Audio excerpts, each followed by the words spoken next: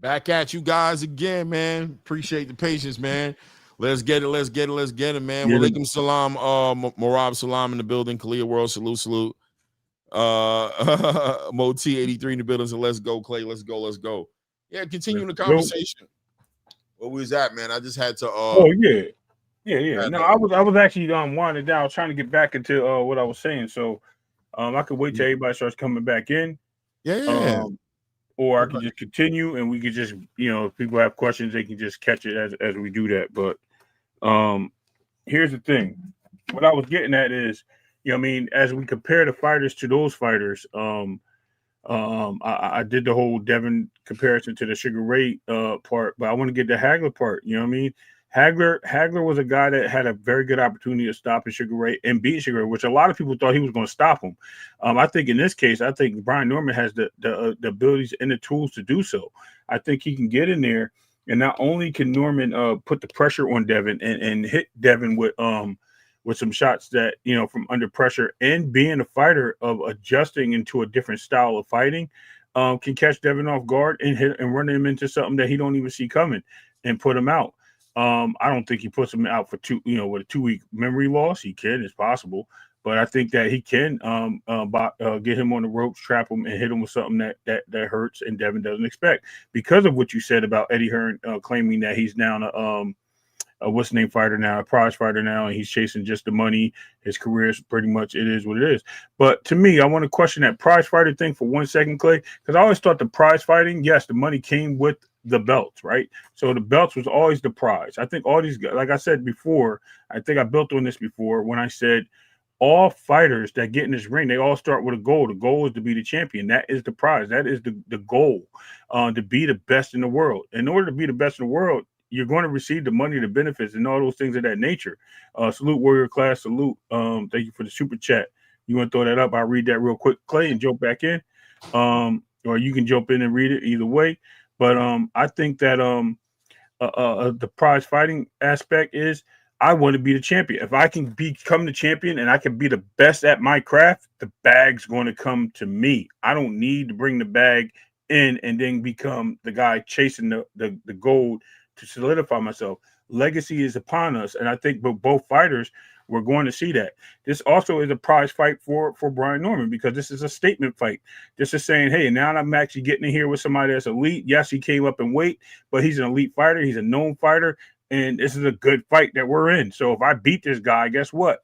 I get the kudos, I get the name on my resume, and now that puts me into the position to make big fights and call for big money. So it works on both sides of the street, and I like it. I think this is the fight that's a 50-50 fight, and I don't know really which way it's going to go. Like I said, I'm leaning towards Devin with a weird stoppage. It's like an eerie feeling I have on my shoulder, like, yo, this dude might stop him. But I also am very understanding that Brian Norman can literally decapitate this kid in the middle of a sentence with no problems. So I just see it as a great fight all around, and either way it goes, I'm all for it. No doubt. Shout out to Warrior Class 3 in the building with the $10. Salute Claymore and Ray. Haney working on left hook power shots. All of that's great. But if Haney gets clipped by Norman, do y'all think Haney has gotten over the trauma flashback from Ryan's leg? That's another thing I wanted to say. Thank you. I'm glad you brought that up. I didn't even read that. I think if he falls into that trap that he did with Ramirez, and we see that PTSD kicking in, it's over, bro. Ain't nothing but over. And I'm gonna call it as it is. I'm gonna call it spade a spade. So good. Yes, Warrior Class. I believe that is true.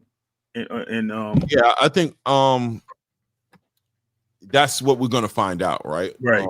In that, because I do believe that, I don't care. I believe at some point, unless Haney gets on his bicycle, I think Brian Norman does touch him with that left hook, right on the chin, not necessarily, but enough to remind Devin Haney and give him a quick flashback about how it feels to get hit by a hard left hook. And we're gonna have to find out. Your thing is, I got you disappearing. Yeah, I put my head down. My bad. Okay. I'm responding. I got to do a job at the gym today at 4:00. So okay, cool. So yeah, I think it is going to play a part. That's 100% part of the conversation, without a doubt. I thought it was something interesting you said, though, because as you were talking about the prize fighting versus legacy fighting, and the money used to be connected to the belts, and the belts was the prize. I agree, right? But you know, I see so much pushback going on with this whole Dana White and Turkey Al-Sheikh and you know, the way they're building this league around, you know, outside of the sanctioning bodies. Mm-hmm. Well, like, oh, you're trying to like push out the sanctioning bodies and make the sanctioning bodies, you know what I mean, not relevant anymore. They got this historical value to the belts, and fighters, you know, come up wanting to fight for the belts and things of that nature. I was thinking in my mind, I was like, you know what's so funny though? Fighters today act like the belts don't mean nothing, right? For a while. I mean, I think there's a recent time we're starting to see the fighters give value to it because we just saw what Terrence Crawford did with Canelo Alvarez. And that's great and everything. But I mean, I think a lot of content creation spaces have been speaking on how the titles meant nothing. How, you know, what do the titles mean? I mean, I've heard Floyd Schofield Sr. talk about the titles don't mean nothing. It's about the fights, and you know, basically a lot of dismissing on the value of these titles. And it was funny to kind of hear you bring it full circle to say that, you know, prize fighting was the belt. The belt was the prize because that was affiliated with getting the paydays, of being the guy everybody wanted to see, which was the champion. Right. You know what I mean? And I want to interject for 1 second. So, with Floyd Schofield saying that, with Gervonta Davis saying that, with all these guys that said it, because we've seen where it came from, right?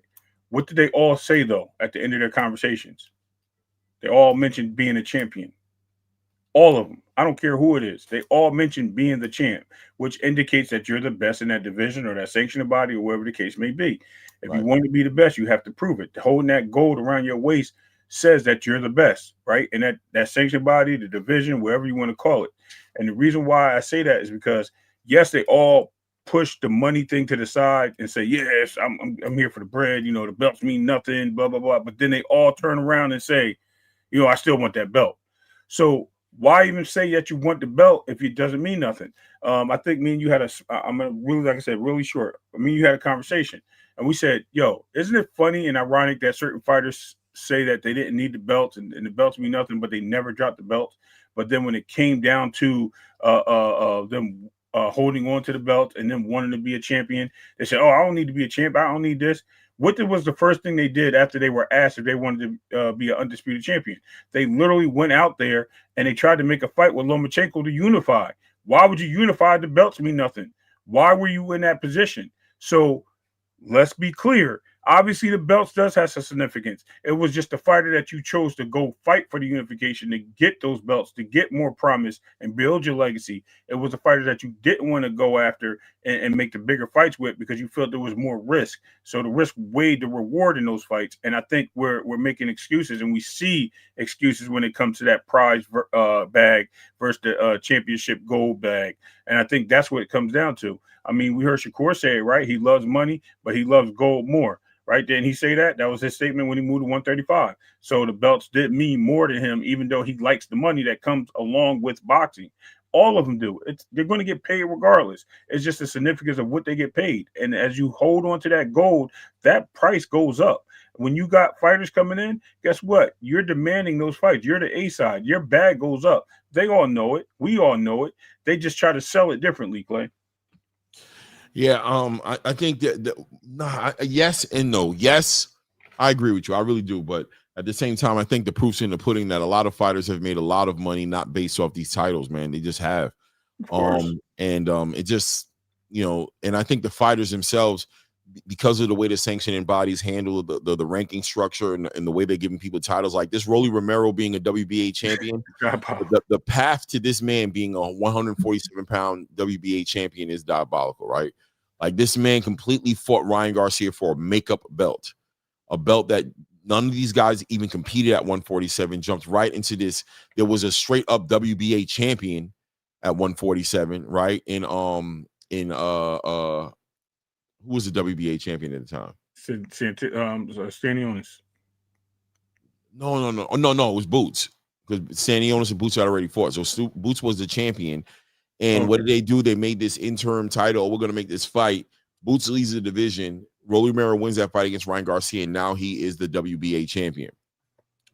It just makes it hard to respect the belts. It does. And I think we have to acknowledge the fact that, you know, throughout this whole entire journey of boxing, pro boxing being where it's at today and being bigger and these guys getting the bigger paydays, that the belts have lost a lot of value. and a lot of credibility in the space. And I think that's what Dana White kind of speaks to, towards not even want to be involved, have the sanctioning bodies be involved with them, because the reality is that they're so corrupt that they take away the value of these belts by the way that they operate on whatever basis they're going on when giving mandatories and opportunities to fighters and things of that nature to become champions. Right. So I don't know. I thought that was interesting when you said that. I was like, you know, that's so crazy, because now the boxing space is becoming like all enamored with the idea of the belts and how messed up this Zuffa boxing belt, bro. What about all the legacy and the history behind the WBC, WBA? Right. Now it means something, right? Yeah, now it means something. But it didn't mean nothing before. You guys were dismissing it, saying, I don't care about no belt. You keep your belt. Floyd Schofield Sr. was like, I don't even fight no belt. I just want to fight you. The history books doesn't talk about the belts. It talks about the guys who fought for the belt. Right. You know what I mean? It was interesting conversations, but now you're watching the response to it being, okay, well, we're just going to build another fighting league. And since the belts don't mean that much, I'll just make up a belt. Right, Zuffa boxing belt, and you know, my fighters will fight in a league where they'll be active and they'll be fighting in a tournament style situation, and we'll be building up fight. Hold on, you can't just work without the belts. The belts have history. What are you talking about? Right? Anyway, it is what it right. is. That like I said, at the end of the day, they do have significance, and they are the prize. So yeah, they can say whatever they want. Once you poke at it, you know, it bothers people and it starts to disturb. Exactly. And nothing. Good play on Dana's part, because what did Dana say? We're just a farm system, y'all. Y'all get, you know what I mean? They can go fight for those belts after, you know what I mean? Once they prove themselves, hey, more than likely. Yeah. He was a smart man by putting that out there, because he proved what those belts are really worth to these people. Yeah. I want to get into the 168-pound division just a little bit, talking about that and just talking about what's going to end up happening in that division, because now that we're seeing Terrence Crawford as the undisputed 168-pound champion, I think it's safe to say most of us know that he's not going to defend those titles. 160, he may, you never know, but I don't think he is. And Canelo Alvarez doesn't seem to be pushing for this rematch per se. So in so many words, the 168-pound division is kind of wide open, right? Like it's like anybody's, whoever can be a standout in this division has an opportunity to be the top dog in that division. Shout out to Warrior Class, put another $5 in the building. Thank you, Warrior Class, for the support and love in the chat. Don't leave Warrior Class by himself, ladies and gentlemen.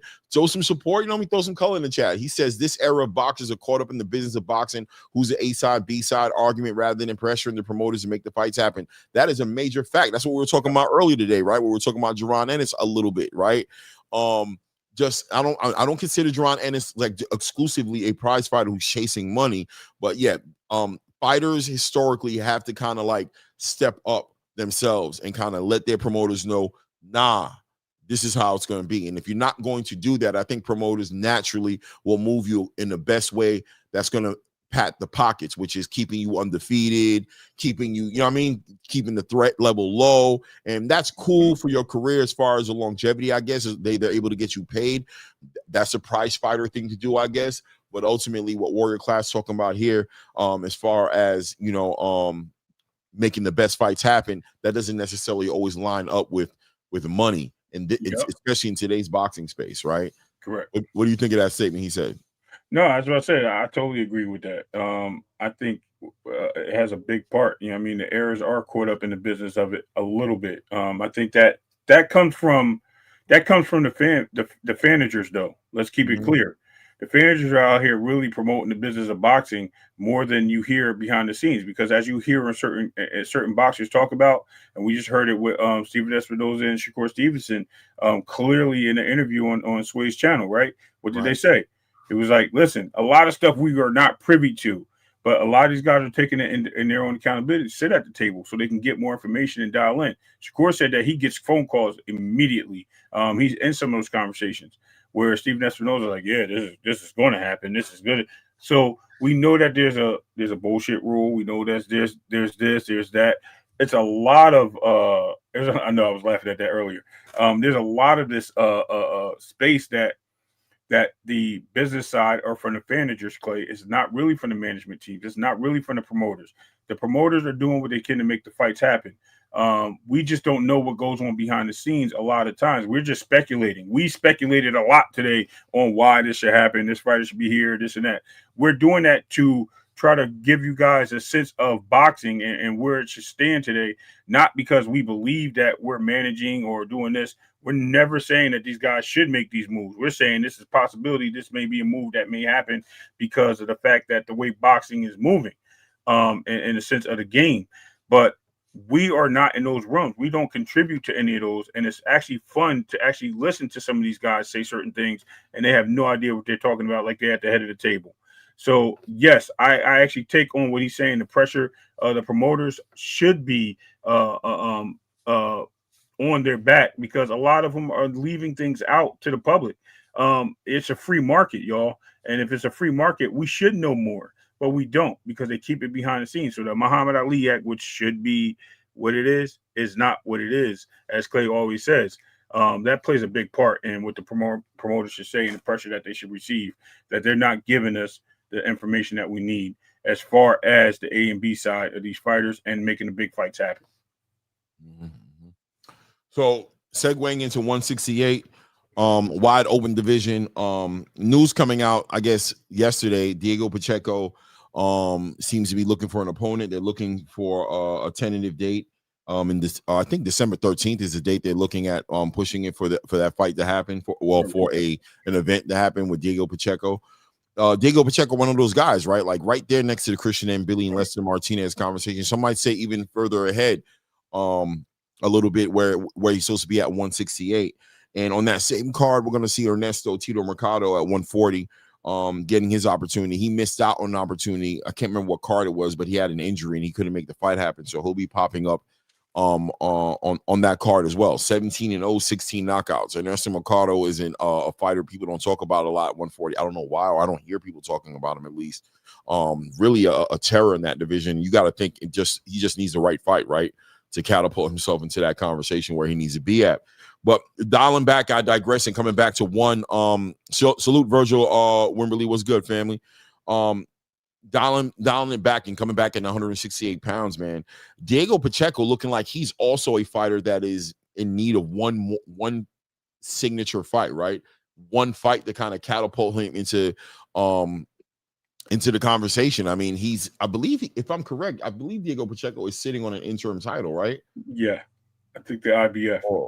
Or no, he's not sitting on an interim title. He probably has like a regular. What does he have? No, it's it's one of those like North American titles. I think it's the IBF. No, I think it's WB. It's the WBO. And I think about it because I think and Billy was the IBF interim. Or no, he's a WBC. WBC, okay. And Billy's a WBC. Regardless, Diego Pacheco right now ranked number 5 on the Ring Magazine board. He's ranked number 5, so he's right there, period, at the end of the day. And he just needs that one standout fight that's going to make sense for him at this point to put him in that conversation. 168 is a division that's wide open. Any thoughts on Diego Pacheco on what his next move, what do you think his next move should be? He was in the Canelo Alvarez sweepstakes for a minute there, but Canelo Alvarez since the last time we talked about Diego Pacheco, Canelo Alvarez is no longer that guy, right? Terrence Crawford is a guy and he has no interest on fighting. Doesn't seem like he's going to be defending or fighting anybody else at 168. So there's going to be some vacant belts. There's going to be some opportunities there. And Diego Pacheco seems like he's going to be right there in the conversation. Where do you think he goes next? If you have the best fight for him to make, in my opinion, is a Mexican War with Jaime Munguia. I think that's the fight to make. That's the fit. That's going to be a big fan fight. It's going to be, I think, somebody that they can push that fight and make that fight a legitimate fight. Munguia is going to be there to fight him. It's not going to be like a one-sided fight, which I think it ultimately can be. But I'm saying, like, as you build in the fight, it's not one-sided. It actually puts a lot of perspective on who's the better fighter, who's the more tested fighter. This guy has a better resume than this guy. Pacheco hasn't done nothing yet, so there's a lot of moxie in this fight, Clay, that can come up, and they're both on Top Rank. Remember, Pacheco just went back to Top Rank, so. No, I'm sorry. He's with DAZN. He's with DAZN. Yeah, he's with Matchroom. I'm sorry. My bad.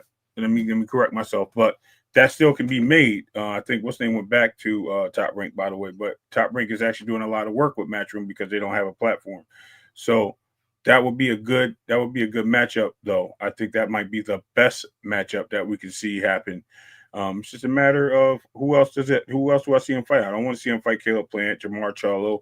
I don't want to see him fight Caleb Simpson. I don't want to see him fight a Ryder. I don't want to see him fight any of these guys.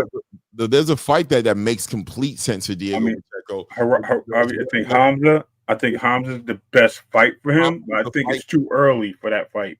I think it's a little too early for that fight because I think they're both tall fighters, right? They're both tall fighters, and I think this is a build-up fight for both of them. I think Hamza takes on another fight. Maybe he should fight, and they're talking about him fighting Charlo too, by the way. Well, that's what I was going to comment on and say that Hamza Shiraz is looking for a really big fight. And he's a guy, he's a high risk, low reward guy, one of those guys, right? Like what not there's Turkey. There's a Turkey element involved in the conversation of Hamza Shiraz.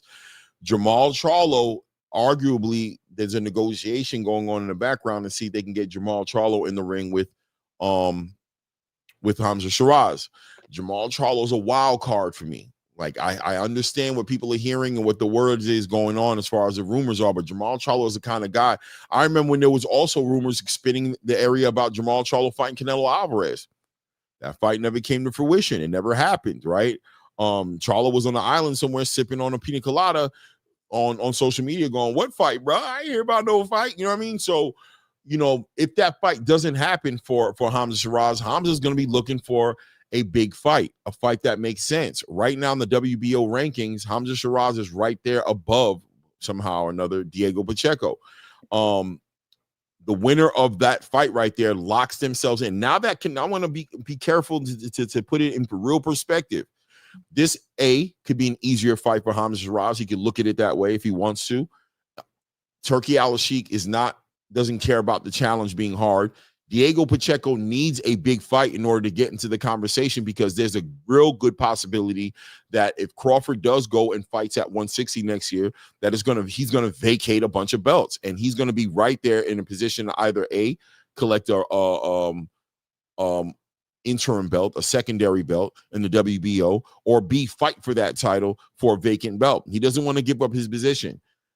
Right now, the only person in front of him in that conversation is Hamza Shiraz. If he's given that opportunity to fight Turkey's golden boy, he's going to also get money. So Eddie Hearn is probably going to be like, listen, I remember Eddie Hearn saying that he didn't think that Canelo Alvarez and that Diego Pacheco was ready for Canelo Alvarez, but then he went and he said, but listen, man, certain opportunities you can't pass up. When opportunity knocks, you got to answer it.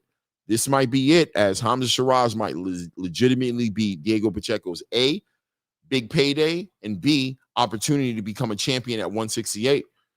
I think there's a good chance. I'm gonna be real with you. If Jamal Charlo doesn't take this fight, I think there's a good chance we might see Hamza Shiraz and Diego Pacheco. Okay. Now, I don't think that's the fight we're going to see in December, though. No. I want to say that. Not December 13th. I don't think that's a fight we're going to see in December. Fight. Yeah, that's a fight. Yeah, sometime next year. You know what I mean? Probably after Ramadan.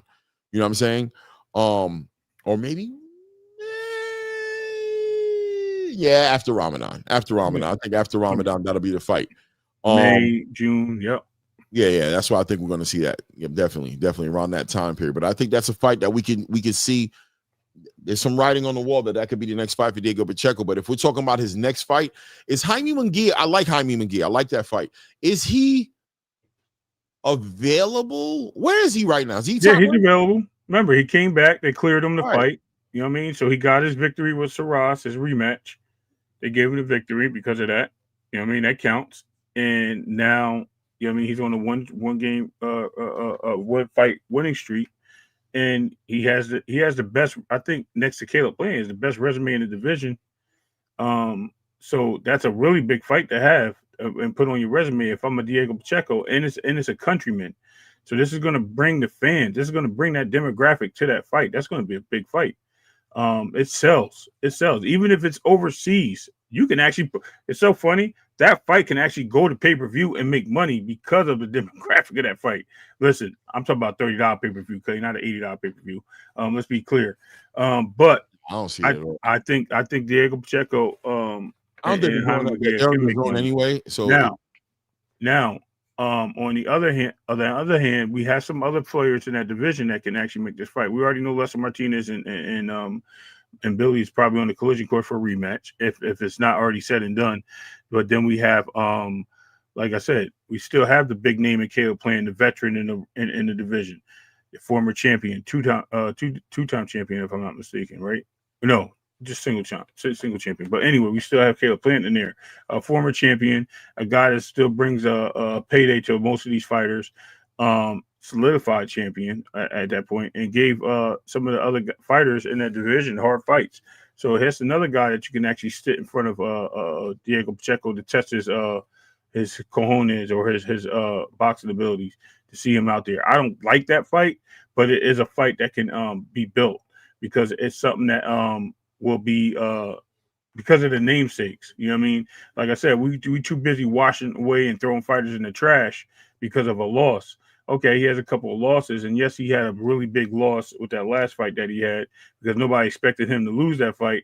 But at the same time, you know what I mean, he is still the guy that put on a really good performance against Canelo before getting stopped and went the distance with the monster and was beating him for more than half that fight, in my opinion. I think, you know what I mean, if the monster didn't actually just persuade the judges to take over that fight, I think we have a different fight on our hands with Caleb Plant. It depends what Caleb Plant comes to show, but he can be a potential fight for either one of those two fighters that can help. I think more Pacheco just to keep a stay busy fight. I'm sorry, Hamza just to stay busy fight and keep Jaime Maguire and Pacheco on as a fight and have these guys meet up after, like you said, early summer. That'll be the way to go. Right. Yeah. I mean, Diego Pacheco is gonna be a strategic thing with him, one way or the other. Eddie Hearn's gonna move him strategically. Is he gonna get in the ring with a Christian Mbili and Alessa Martinez? Maybe. There was an opportunity for him to get in the ring with Christian Mbili before, and he passed up on it. Yep. He didn't take the fight. So I don't know what stopped him from taking the fight and what would motivate him to take the fight now. I mean, Turki Al-Sheikh is involved in the conversation, so there's always that part. But you know, Hamza Shiraz does seem to be the big stage. It seems to be the big show. With Canelo Alvarez no longer champion, that kind of derails a lot of the game plan that a lot of these guys had in that division, because most of these guys were trying to get into the Canelo Alvarez sweepstakes, right? Most of these guys had plans on being the next guy that got chosen by Canelo Alvarez to get not only become undisputed but also get their biggest paydays. Right. That's no longer the case. Terrence Crawford is the big fish now, but he doesn't seem to really be interested in 168 conversations as much anymore. We're hearing a lot of rumors about him being at 160. Titles are going to get vacated. Diego Pacheco put himself in a position. I think he goes through the path of least resistance. I think Christian Mbili is mad resistance. I just don't see him. You know what I'm saying? I don't see Eddie Hearn's co-signing that. That's a lot of resistance. That's a whole lot of resistance. He walks through a lot of stuff. You know what I mean? He can win that fight, but he can lose that fight. You know what I'm saying? And he can lose it in a bad way. Lester Martinez, once again, I don't think that's the path of least resistance. I think the path of least and there's not too many paths of least resistance, by the way, but I think the resistance right now is between either a Hamza Shiraz direction, right? Or who else? There's one more person. He said Betamir Malakroliev. No, Betamir Melakuziev is also I was gonna say is also that was the other name I was trying to think of. But he's also, that is a legitimate fight that could be made. Betamir is I believe is he Matchroom or Top Rank? What is Beckmere? Beckmere is what? Don't know. Anybody in the chat want to tell me where he's at? Is he Matchroom? Hold on, who did he just fight? He just fought he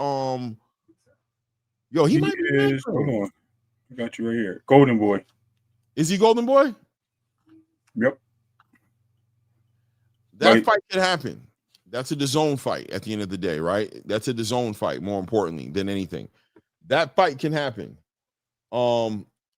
He said Beck the Bully on December 13th. He says he likes that. Yeah, that's the other fight. That's what fight I was gonna say. Beck the Bully is the same name. Beck the Bully, Beck the Mir. L-Dub just put in there that he's liking that for December. I like that fight more than the Jaime Munguia fight. I just feel like the Jaime Munguia fight is a fight that's is what Golden Boy thinks, L-Dub. I think Jaime Munguia is a fight to be made, but I don't see any reason for it to be made. I think it'd be more reason to be made if Diego Pacheco was trying to prove a point. I don't think he has any points left to prove. I think he just has fights that need to be made, and he has accomplishments that he needs to be concerned with making. I don't know what his future plans are, if he plans on unifying, taking it to Undisputed, or going to 175. But I think at this point, he's already passed on the Christian and Billy situation. Here's an opportunity now that Canelo's out of the game, and Terrence Crawford is not really going to be there. There's some titles that are probably going to be vacated. He has an opportunity to put himself in position. Bektemir may be the fight on December 13th. I definitely was thinking about that as far as that Eastern European is concerned, over a Jaime Munguia. I just think Jaime Munguia is just not. I think it's a fan-friendly fight. I think we want to see, but I think Jaime Munguia is like going backwards a little bit. You think so? Yeah, Jaime Munguia is not. His last fight was Bruno Saras. He came back and he avenged it. He's a high-risk fighter. He has a high punch output. Why fight him? He's not. Well, it's the same. So let's look at the rankings, right? So these guys are pretty much neck and neck. Jaime Munguia and not where Hamza Shiraz is. Bettermere. I'm saying they're like close to. Yeah. They're like close to each other in rankings, right? So legitimately, they're both going to be good, high risk, low reward fights because of where they are in the rankings. I mean, I think Bettermere actually outranks Munguia in IBF. I think, or let me see, WBA. I actually look on my board here. The WBA, he actually outranks him by at second and third. But I think other than that, man, they're like hand in hand on similar like as a fight to make, because I think they both deliver something. I think if you want more, what does Jaime Munguia give Diego Pacheco? There you go. I think he gives him a different. I think he gives him a classic boxing match, where I think what's the name is going to give him more of a stylistic matchup. So Bettermere will give him more of a stylistic. But I'm saying, what does Jaime Munguia present Diego Pacheco as far as a reward is concerned?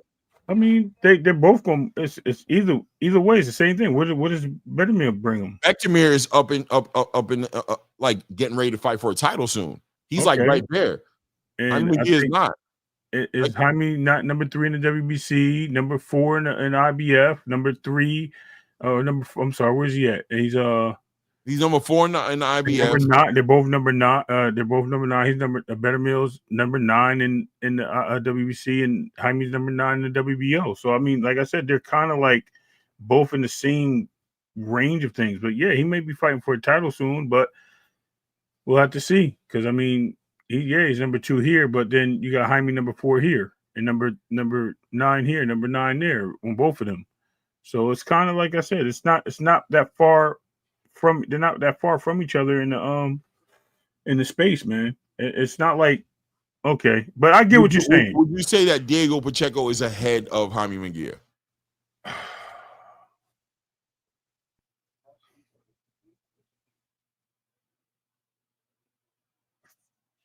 As a boxing person that follows boxing, yes. I'm talking about ranking.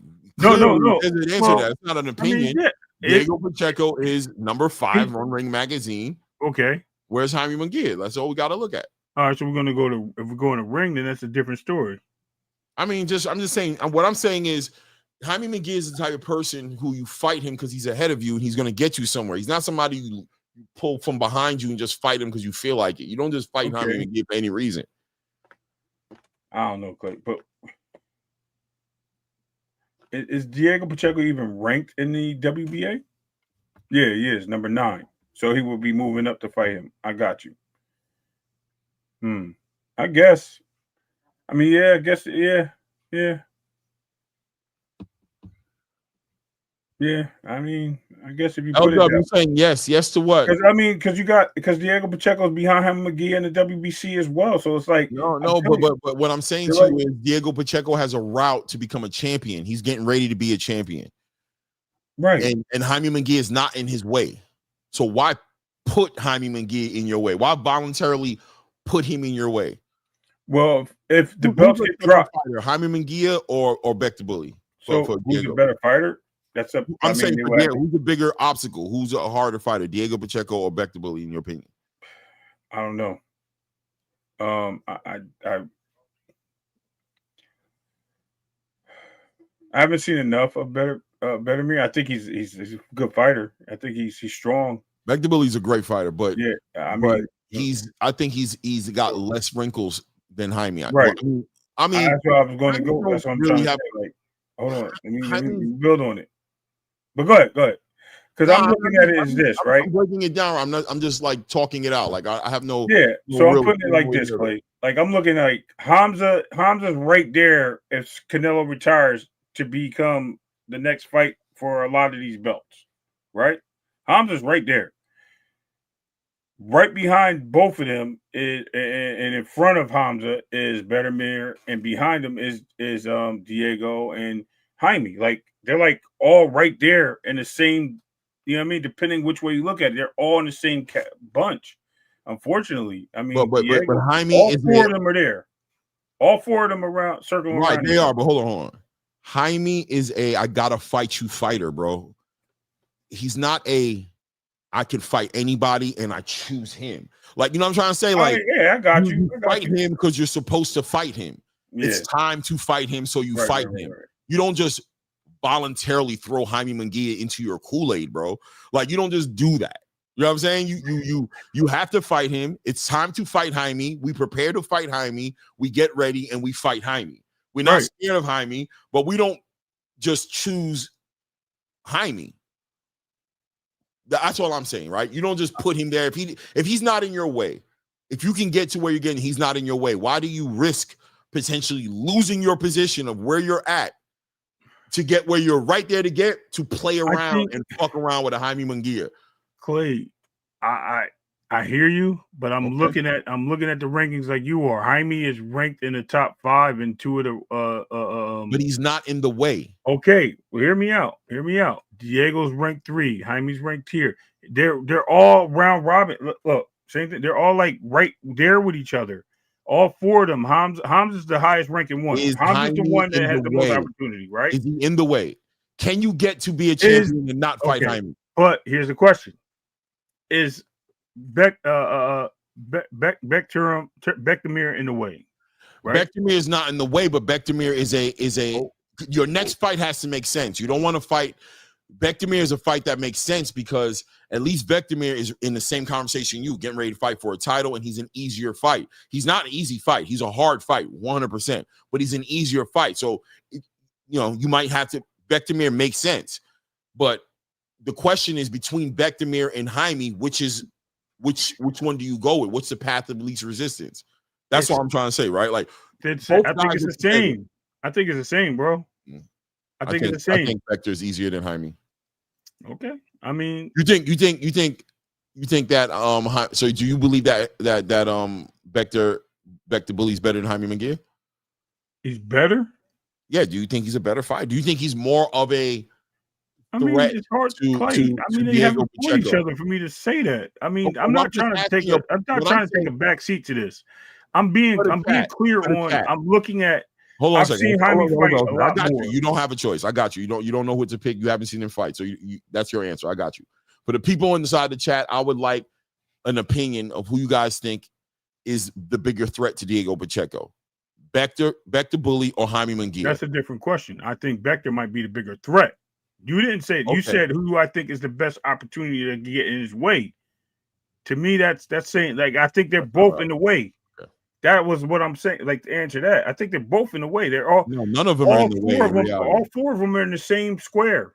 Like the only person who's in the way of on paper is Hamza Shiraz of Diego Pacheco. If we're talking about somebody being in the way, because Diego Pacheco, Hamza Shiraz is right there in front of him. That's legitimate, right? Nobody's in the way. I'm saying who's the bigger threat to Diego Pacheco. I'm saying the if you're gonna fight somebody and you're gonna pick the path of least resistance, who offers more of an issue? I mean, the unknown. The unknown would be a lot of people don't know Bektemir. So I think the unknown. I mean, I know he's a good crack. He can crack your chin.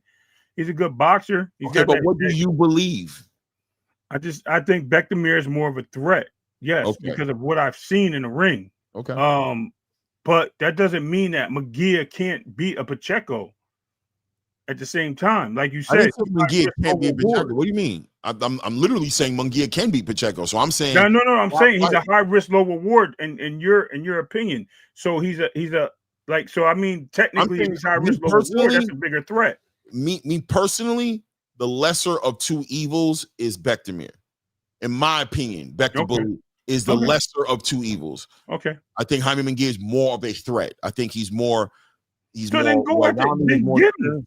Huh? Get him out the way. We talk about listen, Clay. We talk about big matches not happening. We talk about people ducking or moving certain ways to not make the fights happen.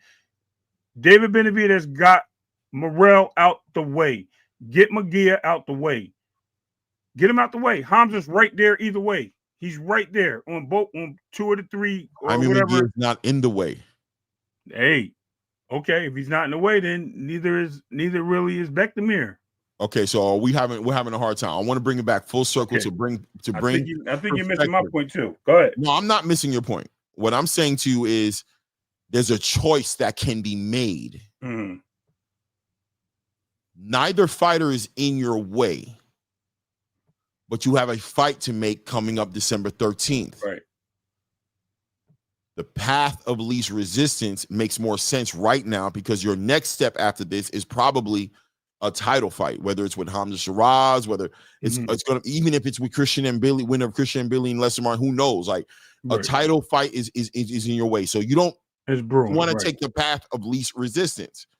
If you're trying to take the path of least resistance, then I feel Bekta Bully is the path. Now, now you're saying get Jaime out now. I hear you, right? But Jaime's not there now is what I'm saying. He's not in the way. So we're not talking about people being in the way. So we don't need to get Jaime out the way because Jaime's not, neither one of these fighters are in anybody's way when it comes to Diego Pacheco. They're not in the way. That was, it's a fight that needs to be made on December 13th. A fight that needs to be made. What route do you go down as a fighter in Diego Pacheco's particular position that he's in right now? What fight makes more sense for him right now, being that nobody's in his way? He's really just being active. Okay. Right? Because he's number 5 on the Ring Magazine ranking list, right? And that's what Turkey cares about. And so Turkey's looking at him probably like, yeah, bro, give us a second. Let's figure out what's going on with Terrence and Canelo, but you're right there. We got you. You're number 5. Right. So that being said, what route do you pick? I mean, yeah, that makes more sense, right? To go with the more straighter path to get to your goal, right? Instead of taking the back road. The path of least resistance, right? I mean, who do you think? But I think you think Jaime Munguia is the least resistance. I think you think that's the easier fight for no, Diego. I don't. I think that's a better fight. Okay. So who's the more dangerous fight for Diego Pacheco? Who more than likely can beat Diego Pacheco? Munguia. Okay, cool. That's what I'm saying. I think it's a better fight.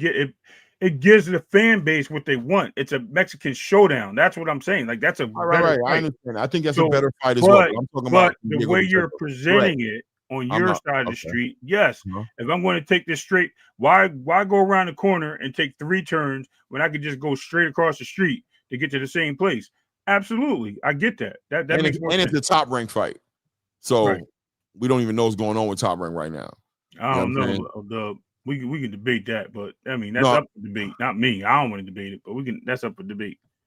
I like that, Dub. I like that, Dub. I like it. You think Bekta Bully is more dangerous? Listen, I think there's an argument there to say Bekta Bully is more dangerous. I don't think he is, though. I think Jaime Munguia is more dangerous, but I like it though. I understand where you're coming from. Bekta Bully is nothing to play with, bro. He's dead ass nothing to play with, man.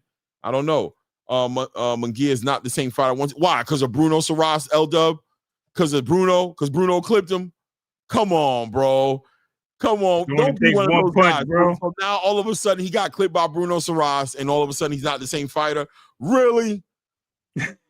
Come on, bro. Don't be like that, bro. I'll give you this, right? I'll say that his rematch he had with Bruno Saras, he looked regular. But I think there's an argument there to say that he was a little tentative in that fight. He got knocked out by that guy in his last fight. So he was trying to get that win. There's some pressure there. And he has, he had to recalibrate a little bit. So we can give him a pass on that one. But all of a sudden, what do you mean Canelo? Ever since Canelo stepped him up. Canelo set him on fire. Canelo's the reason why people love Jaime Munguia. Right. And he went over there in his camp. And how many fights did Jaime Munguia have after the Canelo fight? He had a couple of fights and he laid dude down. Right. Let me pull it up real quick here. Let me not go crazy here, but I'm pretty sure Jaime had a matter of fact, I'm very sure I can't remember the guy he fought against. What was his name again? Yeah, his last fight with Golden Boy, then he went over to fight Sarasa. He only had one fight after. I think was it Rock? No, it wasn't John Ryder. It was Bazinian, Eric Bazinian, and he knocked him out in the 10th round. And he looked decent in that fight, bro. Yeah, Clay, I got to get over to the gym. All right, my dog. Yo. You know what I mean? So I'll be tapping in. Got you on here, bud. No doubt, family. All right, no doubt. Yeah, L Dub. I don't know, man. I think Jaime Munguia. I don't know, but I don't think so. L Dub. If Jaime Munguia is the bigger threat, why go fight Beterbiev? Why not fight Jaime? Is Beterbiev the fight you want to see, or the fight you think is going to happen on December 13th? I think that fight happens because it's the path of least resistance, but it is what it is. It is what it is. I'm gonna put the link out there for anybody who wants to hop up and build on this boxing a little bit. We've been talking. Let me see here. Let me see, Eric Bell. Let me see here. Uncertainty with Munguia's trainer is a concern. Yeah, okay, I got you on that as well. As far is he not working with Eddie Reynoso anymore, L-Dub? Yeah, I don't think Jaime Munguia is the fight to be made anyway. I just don't think it's gonna happen. But I hear what you're saying. Like, he's got some things going on with his camp, so it's making it hard for him. I guess. Haney isn't the same fighter either after being clipped by Ryan Garcia. We're gonna find out.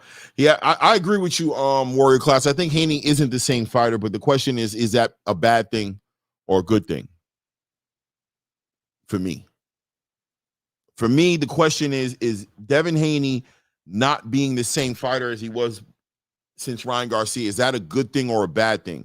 Is Devin Haney a better fighter because of the Ryan Garcia fight? Did he get a lesson out of that fight that he needed? Did he get something that was missing from him being the complete fighter that he could be? Right? Something to think about. Or did he come out and does he go backwards? Is he not as a fighter as he was? I definitely think one way or another, Devin Haney has changed since the Ryan Garcia fight.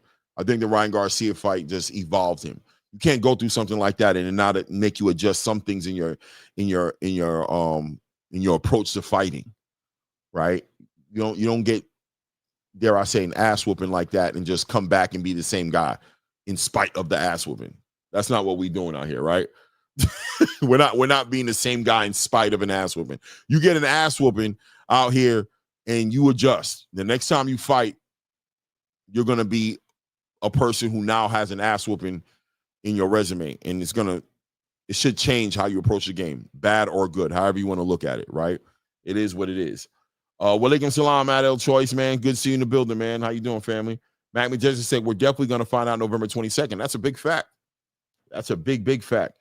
What do you guys think about Ernesto Mercado, though? Ernesto Tito Mercado, man, at 140, making his return on that same card, man. Ernesto Mercado seems to need that fight. He needs a significant fight. And neither one of these guys have a dance partner that's been announced yet. But Tito Mercado, man, really a 140 understated fighter. I don't know how he's not spoken about in the 140 conversation that way. I don't know. It feels like they still talk about him like he's a prospect. What is Ernesto Mercado's record? He kind of still gets prospect energy. Like, they still kind of talk about this dude like but I think he's, hold on. see here.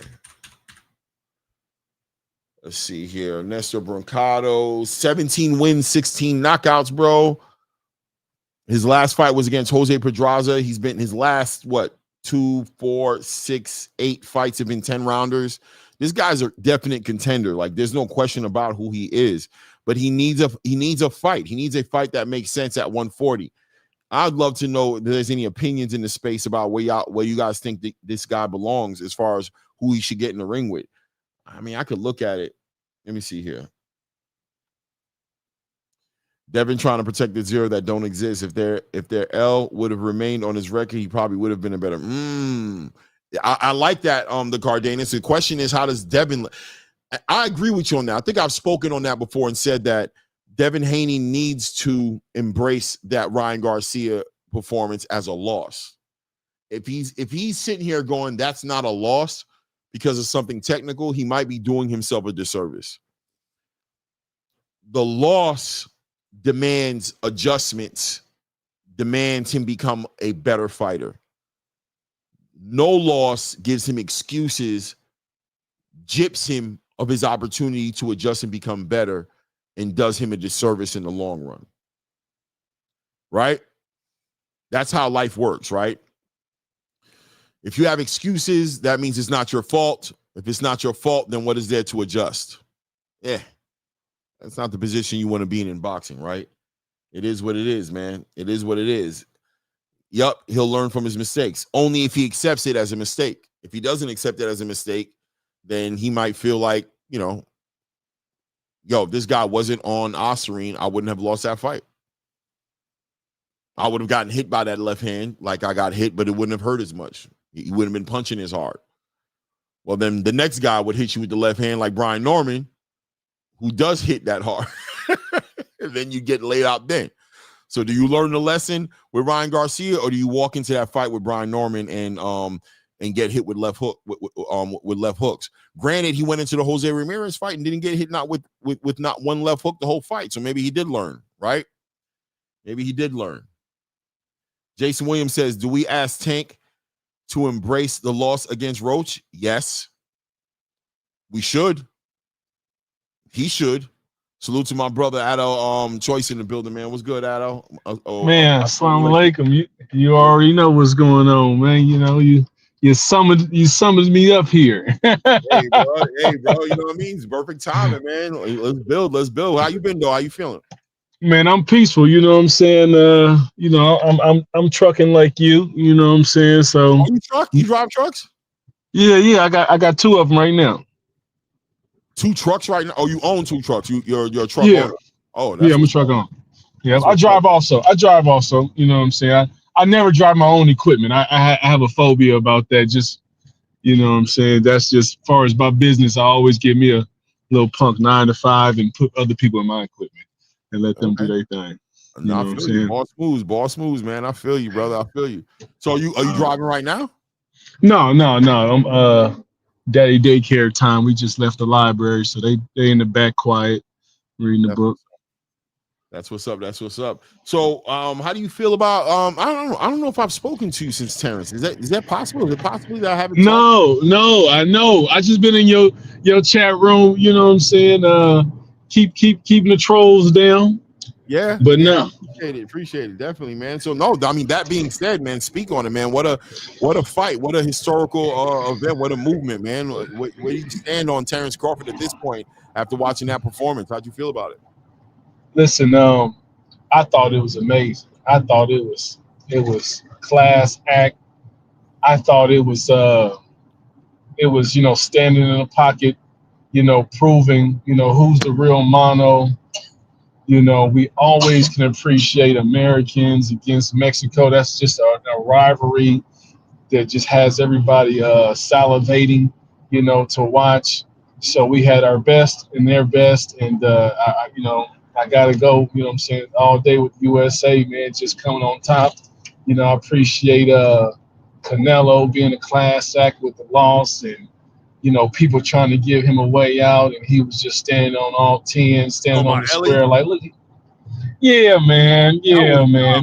When Ellie did that, I ain't gonna lie. I was like, when I saw him do that, I was like, Ellie, man, come on, bro. What's wrong with these dudes, bro? What are you talking about? I was, like you said, I was more proud of Canelo the way he responded to it. Like, what? He kind of looked at him like, what? And he was like, yeah, I had you winning. He was like, nah, bro. He was like, stop, man. I lost. Right. Like, I appreciate it, but I don't need that type of meat glazing. I don't need that kind of glazing right now, bro. Come on, bro. Go ahead with that nonsense. I think in other points of his career, he would have got Canelo with that.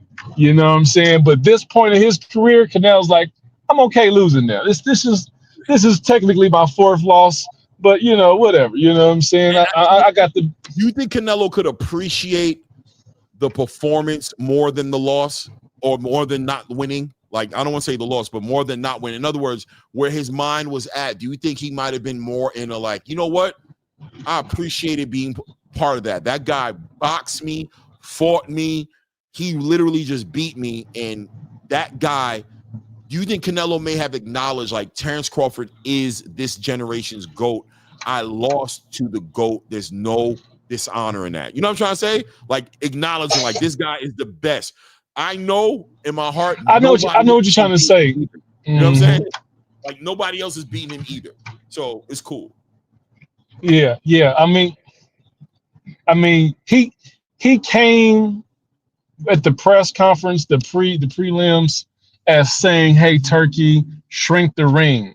You know, I want this guy in front of me. Shrink the ring." Right. And after there was no need, and Terrence pointed out and proved that there was no need to shrink the ring, he got to now take it as a man, take it on the chin, and say, "Hey, man, that ring was a phone booth at times, and I lost." You know what I'm saying? So with the maturity of who he is today, he accepted it. You know, he could have you know not accepted Mayweather because of his youth, or they could have said Mayweather ran around. They could have said a lot of things. You know, when Bevo did what he did, you know, he was too old, even though Terrence is older than Canelo. This is getting weird for other people on the sidelines. But no, I think Canelo accepted this better because of his maturity, and he had to eat what he said about Terrence as far as make the ring smaller. Making the ring smaller, yeah. Right. All those remarks, Terrence said, okay, came out swinging. Jab, right cross. Where you at, Canelo? I'm standing right here. You know, at times he was hitting like 3-4 punch combinations. Like he was letting go. It was crazy. Listen here, and then Canelo just has to admit there's only one type of boxer that can beat me. Right. That's it. There's only one type, and if you don't bring that type, I'll smash any of y'all. Right. I agree, and that's okay. That's okay. And going, so that leaves us with Haney. Is it only one type of weakness that Devin Haney has? We're going to find out, because everybody has a chink in the armor. Everybody has an Achilles heel. Terrence, go ahead. With Devin, it may be two things, right? A, his chin. We got to find out if that chin is it because of the weight cut, or is it because he just got a bad chin? Like, does he get hurt easily? His punch resistance. B, is he in a place right now where I believe that Ryan Garcia performance may have a lot to do with the crowd, with the ridicule, with the Gervonta Tank Davis situation. Is he past that? Is he healed enough from that to be comfortable in his own skin, to not feel like he needs to be different than who he actually is in the ring? If that makes any sense. But let's be serious. Everybody knows Ryan got one of the best crosses that you've ever seen on a Mexican or any other fighter. Yeah, that so to say he's chinny, man, we've seen Ryan. That's how he got all his YouTube fans, by showing that hook. Come on now. He got millions of people just want to see him hook and go play the piano or dance at the piano after that. Right. I mean, he got a famous hook. You can't call somebody chinny who get knocked out by a famous hook. You know what I'm saying? So I'm gonna let anybody's, even Devontae, he said, man, you ain't about to hit me with that again. No. I'm gonna get out the way, and I'm gonna aim for this. I'm gonna aim for them ribs, and I'm gonna let you keep on throwing. I'm gonna go up under that hook, you know. Right. And I think because he saw Ryan and Javante, I think because he saw Ryan and Tank, that he wanted to prove that he could stand in front of that hook, and that was a bad idea. You know what I'm saying? That was a real bad idea.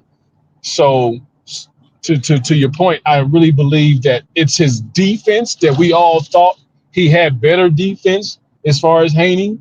Mm-hmm. So I'm rooting on his defense getting better. I mean, them hands dropping to your shoulders and you want to slug it out, stop it. Keep that, answer the phone. Keep it right there at your ear, man, because, you know, you got another guy like Brian who's ready to take your whole chin off again. And I really appreciate him picking up, you know what I'm saying, this fight to prove to himself that, man, these guys with these killer right hooks, man, they not going to take me out. I'm going to get better. And I'm going to face the same Achilles situation that I faced last time that got me on my butt. A guy with a powerful cross who knows how to counter. And that's what he's stepping in the ring with again. So I'm looking forward to it, man. I hope that this is more of a tennis match than rocket sock'em ping pong. And I really believe that these guys are intelligent enough to give us a tennis match. So I'm looking forward to it as everybody else is. No doubt, no doubt, no doubt. Thank you. Hey, salute HL. How you doing, fam? What's going on, boss? How we doing? Man, HL was headed. like you, man. Hey, man, I was like 95% on agreement with what you were just saying right now. Okay, give me some. Until you said this bullshit tennis match. I don't want to see no damn tennis match, bro. I want to see a fight. Did you think Canelo was a tennis match, or did you think that was rocket sock'em ping pong back and forth? I think the first half of it was exactly that. Crawford running around for 5 rounds. Hey, HOD, I love your take up behind Latino eyeglasses. Nah, bro. They are beautiful. Hey, look, no, you gotta have it. You gotta love him, man. He be like, nah, man. But I'm not. But we're on the Devin Haney talk. But we're on the Devin Haney talk. I mean, you know, a lot of what right. Mello, okay. Because, bro, look, I said it from day one. I thought that fight was a draw, and that's where I stand on it. Now, as far as just what he was saying right now about Devin Haney, you have to give Devin Haney, there's that respectable credit. Yeah, this kid is a Ryan Garcia. That's what he's known for. He's got one of the most devastating left hooks in all of boxing, if not the most. And Devin didn't get knocked out by it. He should have been in that 7th round, though. Let's be real. They should have stopped that fight in that 7th round, but whatever. He the politics of how that referee was playing the game, he gave him a break. But he went down a couple other times, and he couldn't stop him still then. So you got to give him kind of credit for that in itself. Man, you got to give him credit. He took like you said, the world famous right hook several times. But the problem is that this damage is very accumulative, man. I mean, he's been exposed versus Linares that chin is weak. He's been exposed other times. But Linares was another knockout king, though. Nah, bro, that was an old fart who walked into that fight. That was an older Linares, bro. And I got to agree with HLD. I think in that fight with Linares, I think that's when the question surfaced. But I wasn't ready to say he was chinny in that fight. But I'm not going to lie to you. When I saw that, I was like, it made the brain. I needed confirmation. It wasn't the wobble at the. I mean, yeah, he got rocked. Oh shit, he got rocked. It wasn't that called him the chinny. Is that hugging and all that shit he did for the next 2 rounds to survive because he couldn't recover. Right. That's what made him chinny. Because had he came out in the next round and boom, boom, boom, like he was doing the rest of the 10 rounds. Nobody would have been so buttoned because he took forever he couldn't recover. I think Linares could have knocked him out. Somehow he just took his foot off the gas, whatever it was, because he could have stopped Haney. He should have stopped Haney, but he didn't. But that put the question in mark: is he chinny? And every time this stuff happens to a fighter, a little bit of you stays in that ring in that night. And so when now Ryan Garcia did what he did right now, bro, he's not the same man. He is not the same man at all. I don't care what he does. He is not the same man. And he will never recover from having a strong chin to recover and all that. He's not. He had heart to get up. He had heart to get up. I give him that. But bro, bro, it only took him 15 seconds to expose him. Well, Linares did in that 10th round at the last 10 seconds. Mr. Ryan Garcia exposed that within 15 seconds of the fight. The same type of wobble. Now I say this. After that fight, I saw him with what's the Ukrainian the Matrix? Loma. Loma.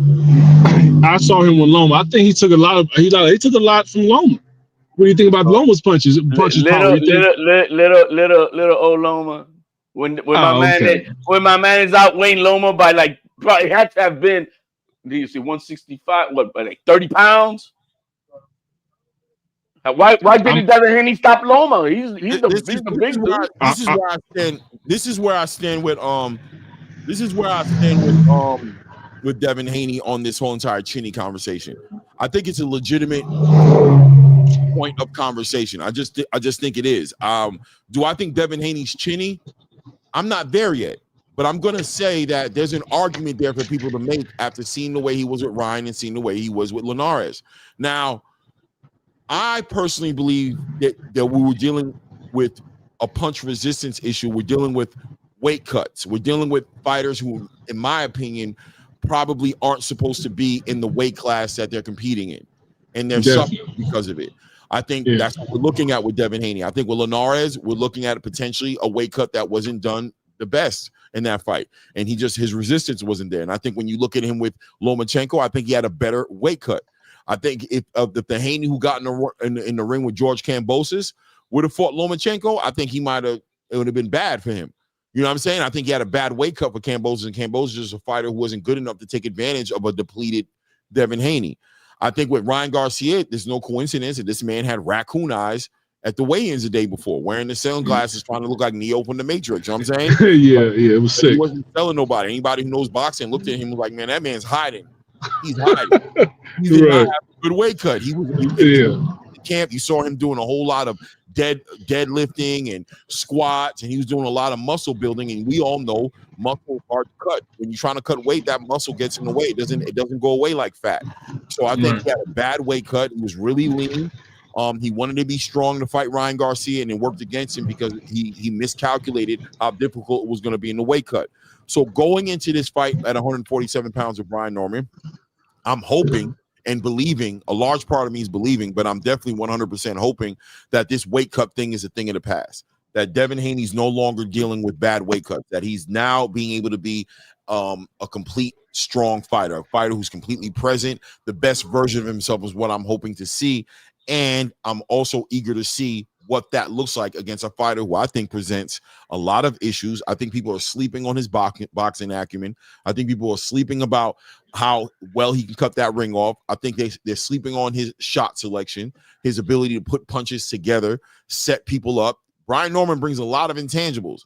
I think he's going to be Devin Haney's hardest fight, one way or another. Now he loses it.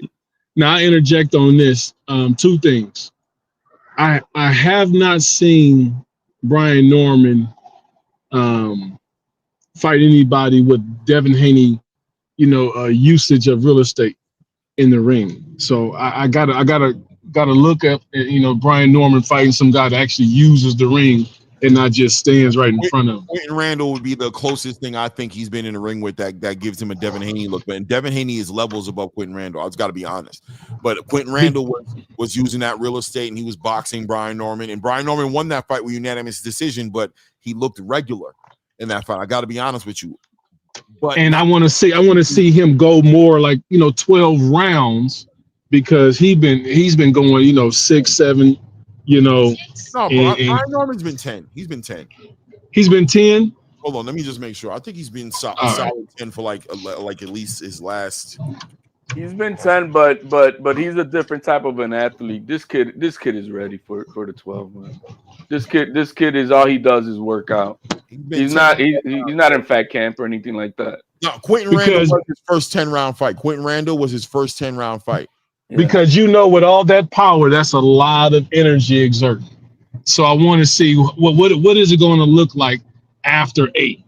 After round 8, does that power carry on? Because we keep on saying the power.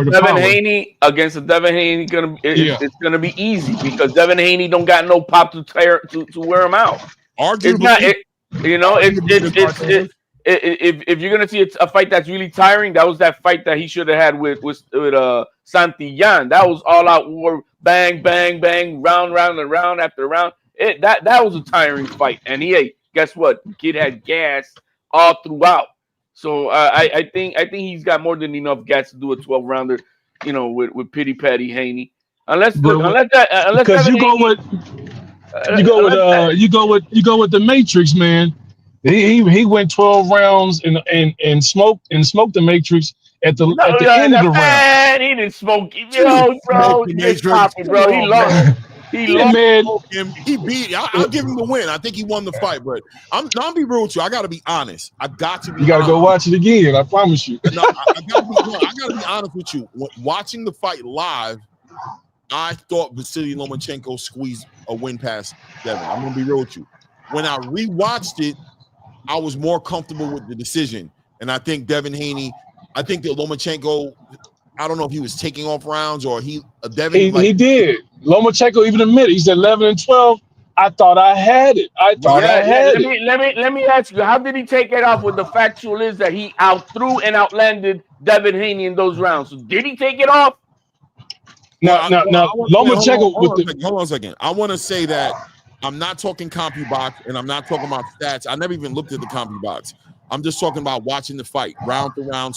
You know what I mean? I had it initially when I saw the fight live. I had it 9-3 Loma. After a rewatch, it was 8-4 at best. You had the same. And that was 90%. That's the same thing that 90% of all pugilist professionals had it. They all had Loma. Yeah, but you had the same score for the. Look, HLG, hold on. I had a tie. I had a draw. You had the same score for Canelo, though, man. No, I had a draw. We're going to ask you to keep your score in your pocket. Don't do that. I had a draw. Don't play yourself. I said draw. I said draw for Canelo. That was a convincing win for Loma. That was a convincing win for Loma. And 90% of the world side like that, too. You know how you know when Canelo was losing? Including Crawford, who was at the fight, was saying Loma won that fight. No, he did not say that. Listen. I want to say this, right? No, because Crawford said. Hold on, Go ahead. My bad. Go ahead. So I want to say that, to this day, I still have not scored that Devin Haney Lomachenko fight. I have not watched that fight and scored it. Right. Right. I got to figure and say that I haven't even scored that fight. Damn, my man, you got to mute, bro. Yeah, you got. My bad. Yeah, I haven't scored it, which is crazy for me. I can't believe I haven't scored that fight. I have not scored that fight. But visually, when I first saw the first fight, I'm telling you, I'm being honest with you, I felt like I walked away thinking when the judges went in and scored, I thought Lomachenko was going to take it. But I always felt like it was a close fight. I did not feel like Lomachenko dominated Devin Haney. He had him confused, bro. He had him guessing. He did. He had him second guess himself in the corner, talking to his dad like he figured me out. Like I remember him going through it and the dad having to bring him back down. Like, hey, boy, you know what I mean? So, but in the second time I watched it, I was comfortable with the decision. I was like, I'm going with Devin. All Devin Haney was landing were body shots that were ineffective because they never stopped Loma from coming forward, which is what an effective body punch is supposed to do. It's supposed to stop you from coming forward, and he couldn't stop that little old man coming forward to him, bro. Now, you want to see somebody who had effective body punches? Look at what Teal did to Loma and his prime. He had his ribs barbecued up by round number 2 that Loma did not want to approach Teal until the 7th round. That's how. Yeah, I That's think an effective body punches are. that's But we want to give him credit. We want to give him credit. We want to give revision. We want to give. We want to give these body punches credit. Hold on. That's revision of history. Even Lomo said that he gave up on the last 2 rounds. Now you saying that he just kept on coming. They even say, why'd you slow down, Loma? Why'd you slow down on these last rounds? How did he slow down, bro? You saw he never stopped Loma in his tracks. Never, not once in that fight. I see you have to watch it again. No, I don't I have see to you watch have to. it. I see. I'm gonna watch the fight again. I'm actually gonna score it because I didn't score it, but I wanna be present though, right? I want to be in the present moment right now and say, fine, those are win. That's a win for him. However you want to look at it, that's what the records say. I want to know going into this Brian Norman Jr. fight. Right. Well, first of all, have you guys been watching Devin in the medicine ball video and everything? What I laugh at is when I see people talking about that medicine ball is that they actually think he's working on a damn left hook. Like, man, do you see how wide and sloppy and lunging that shit is? That's not left. He's just working on conditioning. If he was working on the left hook, it's got to be a lot more tighter, a lot more on the inside, and he ain't doing that. He's just lunging that ball on the wall. That's conditioning. And if anything, for a person who's throwing a left hooks all the time, right, or he's got to be doing that, I don't think that exercise is wise if he's doing it that wide and sloppy. He needs to maintain his muscle memory to what his punch selections are. And if it's not like that, I think that's a terrible exercise for him the way he's doing. I feel like I saw him throwing a medicine ball with his right hand. That's what I feel like I saw anyway. So I think a lot of times that we see the videos, we're not watching the first 100 throws. Also, HOD, you got to think he's probably on throw 2000, man. When you looking, it's sloppy. You don't practice sloppy. Then you stop. You don't practice sloppy. Either you do it right or you do. It's like weightlifting. You're gonna weightlift the right way with proper form, or don't do it. Yeah, but it's also like sparring. I don't care how tired you are, you're going to spar. So now the one thing that I liked, and I was telling Zab the other day, damn, finally these two knuckleheads, Bill Haney and Devin Haney, brought in Zab Judah into the camp. Finally, they called Godfather, El Padrino, to come in and give him some. Because, damn, I was pissed off that these two knuckleheads, having one of the greatest fighters of all time, not in the fucking camp, helping them out. Instead of they were having Ben Davidson on Wi-Fi with video chat from across the pond, giving him instructions in the fucking training. What the hell is that? So I think Jab was in the Loma when he went with Loma. I think he was in camp with Loma. No, they never wanted to call him, bro. They were too prideful to want to call him. I remember he was there, with the whole crew, after the fight. Now, what I did like about that is what I saw Zab was doing. He was punching the bag. Zab wasn't trying to give him pointers about, technicality. He was bringing in the mindset. He was bringing in a mindset. He was trying to hopefully tap into to hopefully get this young man to have that dog, I'm gonna take it mindset, and all that shit that we saw versus Jose Ramirez. Hopefully he bleeds some of it out, because that's what Zab was working on, and I'm happy that they brought him in for that reason. I think he should have been in the camp ages ago. But I hope it changes the mindset, because Devin Haney's been always a very insecure fighter. Always insecure about his power, always insecure all that shit, bro. Always. Look, I mean, when have you ever heard a fighter go into another locker room and that's the opponent? Hey, man, how's my power? Like, come on, man. He's listening. These young kids listening to social media too much, and that shit bled into him.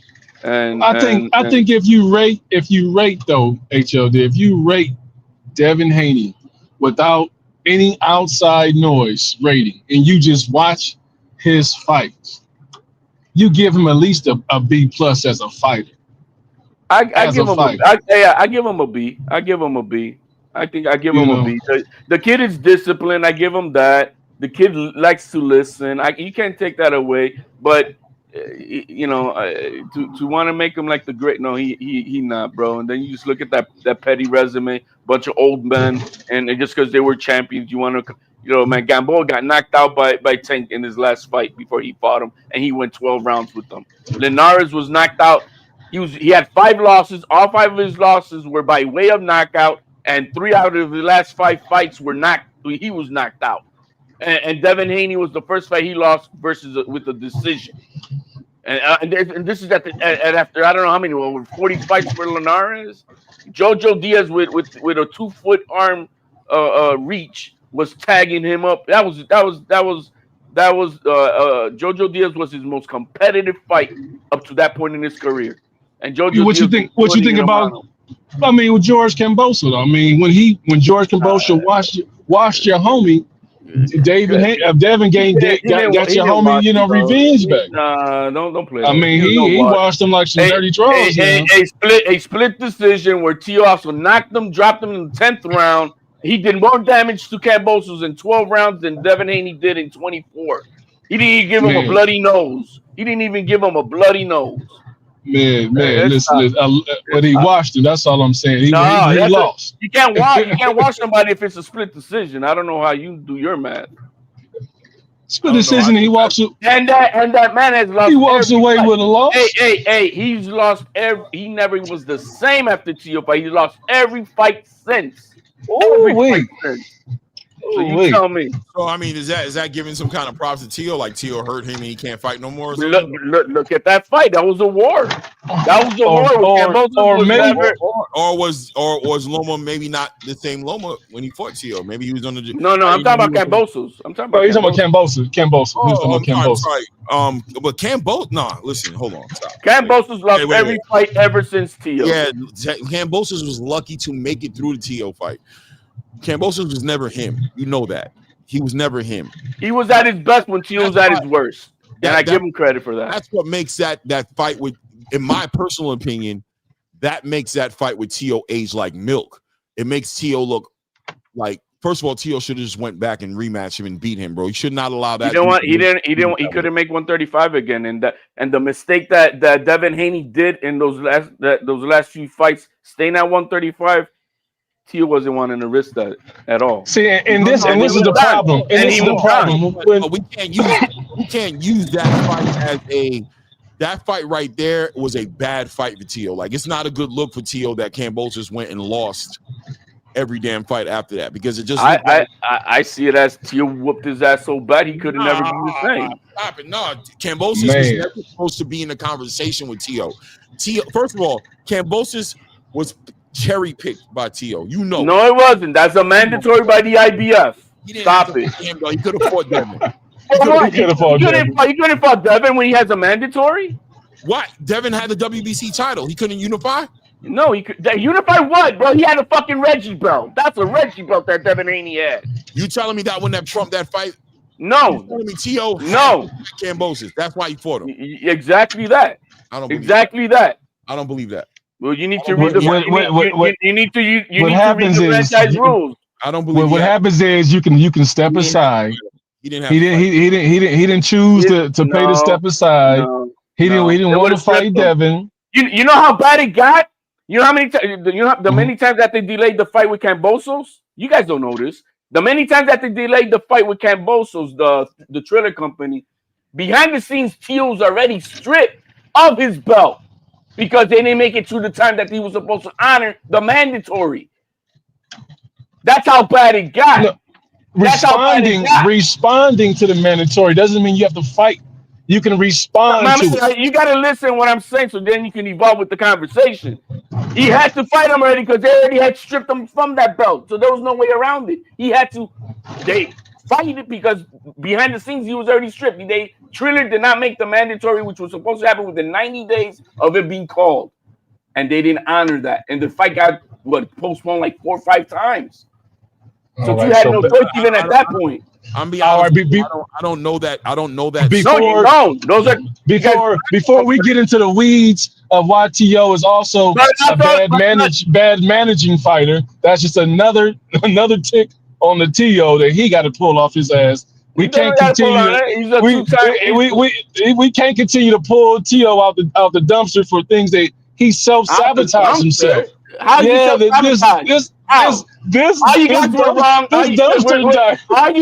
guys were wrong about Tio was done with Turkey. Turkey's done with him. All you guys talk so much bullshit up on the streets about shit that was never true. Never true. Wait, hold on. Wait. Hold up. Turkey said he was done with Teofimo. No, he wasn't. No, he didn't. You guys have got to listen to the words. He avoided the question about the contract. He avoided the question He would not be involved. He would not be involved with making Teofimo fights, is what he said. He would not be involved. No, bring it up. It's on TV.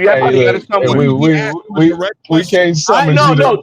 That was two-tone, and he let him slide with the reason why that fight did not happen. It had nothing to do with anything else but the contract. And guess what? He has to honor the contract, which is why he's on him now. Listen, and they're best friends. The whole entire boxing space was under the belief that the response to what Turkey was answering to led the space to believe that you listen to what you want to listen to. Nah, everybody listens to what they want to listen to. Then why aren't you, who's I know an educated man, you are avoiding to say that he avoided the question, which was the problem at hand, the contract. Every fight that breaks down is because of money, not because somebody got their damn fucking feelings hurt. The money. It's about the money. Bro, and he avoided it. Listen, at the end of the day, I'm not going to say. And he's honoring it now. Listen, at the end of the day, hindsight says, yeah, you're right. Hindsight says you're right. That I've been saying I was right. Wait, hold on, Turkey. Okay, that's fine. I'm telling you, I'm giving you. Ain't no hindsight from me. Right? I'm not saying for you. I'm talking about me. Right? You know what I'm saying? You wanted to be more than it is. I'm giving you as much as I can give you, but I ain't gonna give you more than that, please give it to him. What I'm telling you is hindsight says you're right. Hindsight said that Turkey would work. First of all, we're not even all the way hindsight yet. We got to be 100 and say that fight still hasn't been actually made yet or announced. So we don't know, right? But I'm gonna say, I'm gonna be honest and genuine. I'm not gonna be not genuine. I'm gonna say it looks like the fight's gonna get made, and it looks like Turkey's going to be involved in the fight being made at a minimum level. Right? Hey, how are those pictures with Turkey? Did they look sharp together? Even though this PBC conversation is kind of weird to me, that I'm hearing the PBC. That's boxing scene talking bullshit. It's way too much drama around boxing with this guy Tio. It's just get in the ring. I don't want to hear about. I took too long. He was just in the ring 4 months ago. What are we talking about? I don't want to hear about why you can't get along with the guy who got the biggest bag. I'm tired of the drama. Just fight. Just fight the best guys and don't avoid them. Guys, hold on. Let me just land this plane real quick on Tio. I just want to land this. Please, because I wanted to talk about me too. Well, what do you want to talk about? The Haney and Norman. The Brian Norman? Okay, we can do that. And I also want to get into this 160-pound conversation a little bit too, just for fun. And I want to talk about the Isak Cruz and Lamont Roach. And I also want to get on that pay-per-view model nonsense that these two pay-per-view fights. All right, man. Look, let's ban Tio from this conversation. Yeah. You hear me, my man? No Tio talk. No, I just. I'm a roast Tio. That's my favorite peanut. Listen, I'm gonna land my plane on this Tio conversation. Hindsight says. And I'm gonna be real with you, and I don't like Tio at all. I know. And I'm gonna be real. I just don't like that dude. Right? I respect that. It is what it is. But I try to be as fair as I can. I'm gonna say, I like what I'm seeing from Tio right now in this moment, and I say that because tomorrow he can ruin it, right? Without a doubt. But right now, he's talking about boxing. He's talking about fighting Shakur. And I see that he's breaking. I even like the look of him being in the same room with Devin and Ryan. Like I see him being more of how he needs to be to give me as a boxing fan what I want to see, which is fights. Because I felt like what he was doing was not making fights. No, there were certain things that were not productive. Just overall, it had nothing to do with the business. Right. It's just that on the public perception, it wasn't productive, and he knows that. He's been told. He's been told that. I promise you, he's been told that. Exactly. I promise you. No, I can tell by the way he's carrying. Said that somebody told him that. But he's excited. He's excited about this fight 10 times ever more than fighting no bum ass Devin Haney. He is. I'm a B fighter, a bum man. HLD, a B fighter. Listen, hey, compared to Shakur, compared to Shakur, Shakur's an A fighter. Shakur's Listen, an elite HLD's a fighter. professional gaslighter. He knows how to throw that word in. Oh, my bad. Hey, You got me, HLD. You wrong for that. You got me. You cannot compare Shakur to Devin Haney. They're not on the same level. I'm gonna just so we can move forward. I'm gonna say I like what he's doing right now. He's motivated. He's motivated. Talking about boxing. I believe he's going to box. I believe he's going to be part of big fights. As a boxing fan, that's what I need from him. You could talk all the shit you want. It could annoy me, but if it ends up in a fight, I'm here for it. But when motivated for it, this I'm going to tell you guys. Bothers me. This I'm going to tell you one thing. He is extremely motivated to fight this elite mofo. This is what gets his juices going. Devin Haney, no, that was not the fight. All right, I got my money on. I got my money on. It won't happen, and that's it. I believe that T.O. is the reincarnation of what's the brother name? Why isn't the fight made right now? You're talking so much. Why isn't the fight made right now? Let's land this up. But why do you think this fight hasn't been announced? Because he's a circus. Shakur's delicate hands did not allow him to give him a date till January, and they want to make sure that his hands are going to be able to perform by January. They don't want to guess at a date. I believe that. They don't want to guess at a date. It's not up to T.O. It's a Shakur. They not want to have a fight until January at the least, where and it's got to come up soon. They're going to give him a deadline. Hey, are your hands you going to give us insurance? You ready to go in January or not? Because that's what it's about. I believe I'm almost. By the way, I'm almost sure that's why. I have information that if he doesn't, do they move on? Because it's gonna be on Shakur. Oh, my hands are not ready. I mean, it's still gonna keep on waiting on him. Then that may change things up, right? But that it's not on T.O. Right. No, I'm telling you, I believe T.O. I personally believe T.O. is in fight mode. He's looking like he's ready to fight. Like I said, I'm happy.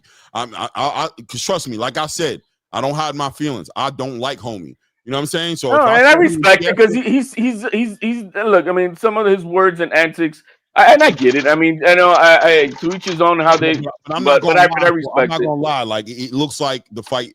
It looks like fight. He's talking the right way. He's talking the right way. And let's hope he keeps it there. You know what I mean? I really wish keep it where you at right now, because he likes the fact that he could beat up Bud's little brother. He loves that fact too. I love it that he thinks he can. I love that he's willing to do it, and I love that we're going to get to watch. Anyway, so back to Norman Jr. Right? That's where we were at. Right. So here's the question. Here's a question. Go ahead. The Norman Jr. situation. The question is, I've been watching videos, right, and we've been seeing Devin Haney, and people are talking about Devin Haney's working. He's gaining the weight in a healthy way. He seems like he's active to the 147. Yep. He's strong. People are talking good about Devin Haney. Now, we got to keep in mind, people were talking great about him getting ready for the Jose Ramirez fight. Shane Mosley said he was going to stop him. So this is not the first time I've heard of Devin Haney looking good during the training camp. But at the same time, winning. But at the same time, we did see him train to get stronger against Ryan Garcia, and we've seen him fight differently against Ryan Garcia. And we're watching Brian Norman Jr. work on being more agile. He looks like he's being lighter on his toes. He looks like he's working on cutting that ring off, and he's talking about boxing. So I think we have never seen that from him, is what it is. We've never seen that side of the training side. I think he's been there, but I think we're seeing him. I think what I'm saying is we're watching both of these guys prepare for each other. Yeah. Right. We're watching Brian Norman have a Devin Haney camp, a camp for Devin Haney, and it looks like we're having Devin Haney preparing for a Brian Norman. That being said, are we going to see two different fighters in the ring that night? Are we going to see a different Devin Haney than we've seen? And are we going to see a Brian Norman Jr. who's different? And is that a good or a bad thing going into this fight? And how does that turn out in the ring? I asked Zab myself yesterday. Was it yesterday? It was yesterday, I think it was. I asked Zab myself. I'm like, Zab, bro, I love it that you're in the camp. Everything I was saying right here. But then I told him, are we gonna see your mindset, whatever you're bringing to the table right now in camp? Are we gonna see that in the ring, or is he gonna do you like he did Roy Jones Jr. and quack out of your game plan and do some other bullshit? And he's like, no, we're how's that? Nah, man, he's gonna come in. We taking it, and we taking it. We're like, okay, all right. I'm just saying. I hope that they don't put your name in vain out there and make you look silly, bro. In other words, because that's what they did with Roy Jones. Roy Jones was thinking they did that with Shane. Shane felt that way. That's how Shane felt. Shane felt like we worked on so much. Hold on, am I confusing? Did I confuse Roy Jones with Shane? Is that what I just did? You confused. My bad. It was Shane Mosley. And they made him look bad, right? And I'm like, man, that was terrible. That was terrible. You know what I mean? Because you got a legend coming in, putting in his time, and then you're gonna just piss all over what he brought to the table for you guys. So that's what I asked Zab about. I mean, is that what's gonna happen? You know, and he's like, you know, no, I'm like, hey, that's good, because I think that's what he needed. He wasn't giving him pointers on the bag when he was there. I just saw him just, you know, grinding his, you know, that was just grinding his teeth, telling him shit. You know what I mean? Yeah, you gotta do this, you gotta, you know, giving that mental beast mode shit. So let's hope that happens, you know. But I think as far as who's preparing for who more, I think Norman Jr. He the thing is we've never seen him fight a guy with the footwork or athletic ability, if you want to call that Devin Haney has. He hasn't had to express that style of fighting because they were all come forward fighters for the most part, except for Randall.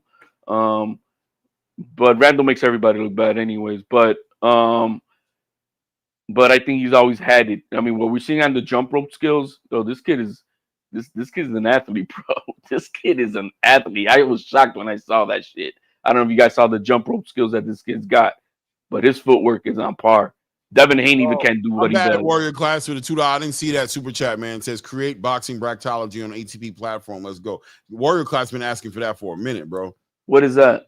Bracketology, like breaking down, because we were talking about 168, and we were trying to figure out who Diego Pacheco is going to fight in December, and we're talking about, you know, what makes more sense and where he's at. Now that Canelo's not the undisputed champion, and we got a arguably an inactive undisputed champion, right? Being that Terrence probably not going to fight at 168 again. The division is wide open. There's a rematch in May, bro. You guys don't get it. No, ain't nobody don't get it. I called it already. But what I'm saying too is neither one of those guys is fighting Diego Pacheco, Christian and Billy. Nope. That's what I'm trying to say. So I'm saying those guys are they're not actively, to me, I don't consider them active 168 pounders. Like, as far as when we're talking about Diego Pacheco, or we're talking about Bector Bully, or we talking about those guys who are in the run for a championship, I feel like those guys are just waiting on those two, like kind of like Errol and Terrence, right? Yep. Like just waiting on those dudes to figure out their situation and then get out the way so that we can watch the division start. Look, on the business side, there's no fight out there for Bud to make the same amount he did or more in his last fight. Nobody except for Canelo. And if you unless Turkey said so, if Turkey decides to pay him a lot of money to go fight Janabek, a unified champion, if he wins, they're not gonna pay. Look, man, they had Bud 9 hours in a chair like hostage just to make this deal. They're not gonna give up that type of money for no Janabek, bro. You heard the interview. He was on a chair. They were waterboarding him, bro. That's how bad it was, bro. But Canelo doesn't want to fight this again, man. Canelo doesn't want to fight. You're going to have to pay Canelo close to $1 billion. He is done getting his ass kicked like this. Oh, yeah. He didn't, bro, you guys acting like there was a whooping in that fight. There was no whooping in that fight. Canelo told you it was a whooping. What's wrong with you, HLD? You don't believe the purple that come out of here? Only one man outlanded the other man with power punches. Canelo said I had HLD. I love your ears, man. Because I wish I had ears like you. Because I would. Don't get caught up. Going back and forth. Wait, hold on. Let's Sheldon's happening right quick. Don't get caught up. Don't get caught up going back and forth for the hating ass too. Yeah. I'm telling you. I'm going to respect you. No attention. He just does it to get under your skin. He just does it. No, man. It's crazy. It's crazy. I'm going to respect your old ass for wearing that hat right now, bro. I'm going to respect your old ass because God bless you for what you did with that, bro. You know what I mean? HLD. You didn't hear Canelo say he didn't have no answers. Right in there and just get right to it. Like, hey, you just gonna get right to it. That's when that tells you that when somebody is like, yeah, you don't like the inconvenient truth, you gotta come at me. Hey, but HOD, did you not I ain't got hear no option. Canelo? I'm They're gonna telling fight. him not to go back and forth with you when you're spouting nonsense, bro. Hey, HOD, did you not listen. hear Canelo? Guys, listen. Canelo's got a 3-fight contract deal with Turkey. It's like you guys are too emotionally involved with this shit and think anybody's scared and all that. He's got a multi-million, probably like $300 million contract with Turkey. And you think he's Hey, gonna let man. that much on the table? And guess what? I agree. Turkey's not gonna pay no Canelo $100 million to fight no whoever the hell else out there. No, I've gone on record. Listen, if you watch my lives, you'll see that I've gone on record and I've said, in my opinion, Terrence Crawford should fight Canelo Alvarez next or retire. I don't even think he should fight nobody else. Hey, and this elbow surgery. This elbow surgery helped build the fight up because because in the media, Canelo was not 100% healthy. Bro, he's getting arthroscopic surgery, bro. Like little cleanup. That's what he's getting in that elbow. You know what I mean? It wasn't. But who's gonna give somebody credit? Who's gonna give somebody credit off the surgery table and then you whoop them again? That's a bad mix. My man, you're getting $100 million. You think Buck gives a fuck about you giving him credit or not? He care about that credit to his account. Bro, money.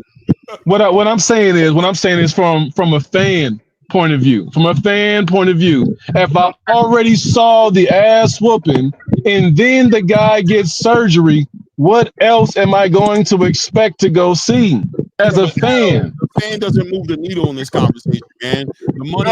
Canelo's got a whole country behind him, bro, and they're gonna still support him. He's still the face of boxing.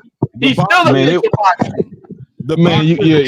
There was Mexican. It was Mexican flags thrown away in the streets after this fight. I don't think you understand that. Stop it. Now you want to just overdo it, bro. No, bro. I'm trying to tell you. It was the man is the face of boxing still today. No, he's your face of boxing. It's over with, bro. He ain't mine. Bro, it's over with. I mean, I don't know how you understand the passing of the torch goes, but that's the passing of the torch. Canelo could go out and make some money, the type of money that Buck cannot make without him, bro. Bro, I think the face of boxing has to be defined as: are you the best boxer, or do you have the most nationality fans or cultural fans behind you? That's why you're conflating the two things, and I'm telling you that the only fight that I'm not conflating. I have my own definition, so I'm asking you your definition. Man, listen, because you don't do too well listening. No, but you don't do too well listening. You're conflating the business side with your perception as a fan. Right. The bottom line that's what I speak on. I speak on fan. But the bottom line is that Canelo and Crawford are still going to sell out a mega stadium on a rematch, Cinco de Mayo, because nobody else is going to be able to generate the type of revenue these two guys are going to be able to do it. And rematches typically are always a lot more advantageous for the business. And so they're going to only if the original was competitive, though. This wasn't competitive. Wait. Hold on. Let me just tap in, right? I think we have to understand that, first of all, the fact that we're even having this conversation lets you know that the fight is more than likely going to happen. Because I'm telling you right now, you got a lot of Canelo fans. As many flags that may have been in the street, I'm telling you, you go to Never D Block Twitter right now, he will swear on 12 Bibles that this fight was super competitive and that Canelo's going to break over 10 Crawford. I'm just being honest with you. You got HLB right here in real life, Professor Blood saying that he scored at a draw. And trust me when I tell you, there's a lot of people who are moving with that same energy. This fight carries a lot of weight for a rematch. I give Crawford. This is the credit I give Crawford because from the get, I always said Canelo's knocking him out. So had I put money on this fight for the knockout, I would have lost. Canelo should never have allowed that man to make it to the 12th round, and credit to Crawford for withstanding the power that he did, because I didn't expect that to him. So for that, I give him full credit. There's no way I can take that away from him, because I would have lost my money that night. You just did. You sound ridiculous, HOD. I'm watching TikTok and fans. Hold on, HOD. Let me respond to you. I'm watching TikTok and watching Mexicans break their flat screens with bats and shoes during the 9th and 10th and 11th round before the decision. People Turn it on. They were breaking their TVs. Hey, people do a lot of things for clicks, bro. You know what I mean? And people get upset, but people get upset, but that doesn't mean they don't want to see Canelo fight again, bro. But hold on. Let me. You know, I can't do the promoter talk. I can't because y'all way more versed than me. I'm a fan. I'm not these guys' managers and none of that type of stuff. So as a fan, I think we're starting to sound like, you know, those other promotional companies. Well, it sells, so that means it's a good fight. Come on, man. When we gonna start? Hold on, Clay. When we gonna start? I'm saying the rematch is not a good fight. We saw one fighter on a different level than the other fighter. I tell you, this is what's gonna happen. We're gonna have a trilogy, bro. I hope not, bro. You're gonna have me throw up, bro. We're gonna have a trilogy. Canelo's got 2 more fights on this contract. He's gonna be Cinco de Mayo. He beats Crawford there, and then we got the last one in September for the trilogy. And from that fight, both guys retire. That's what's gonna happen. We're gonna get a triple. This is gonna be the most boring trilogy of boxing, just because it won't be boring. Those guys fight. It's going. I mean, listen here, you guys. I mean, y'all want to see this ass whooping, this one-handed ass whooping again? I mean, I might as well watch Spence in Crawford again. I mean, it was just this. No, you can only collect 30 seconds of tape where Crawford will be hands on Canelo, bro. The same 3. Yo, I'm not saying the same 3 clips of Crawford when he was doing some combinations. That's all they got out of 12 rounds because they couldn't find the clip in the first 5 rounds of Crawford doing shit but running. So nobody plays any of that stuff. Bruh, you gotta stop smoking that. You gotta stop. Wait. Let me just say this real quick, right? I understand that you don't want to comment. I'm talking to Adel that you're a fan. I'm a fan too. I don't need to see Terrence Crawford fight Canelo again. I don't.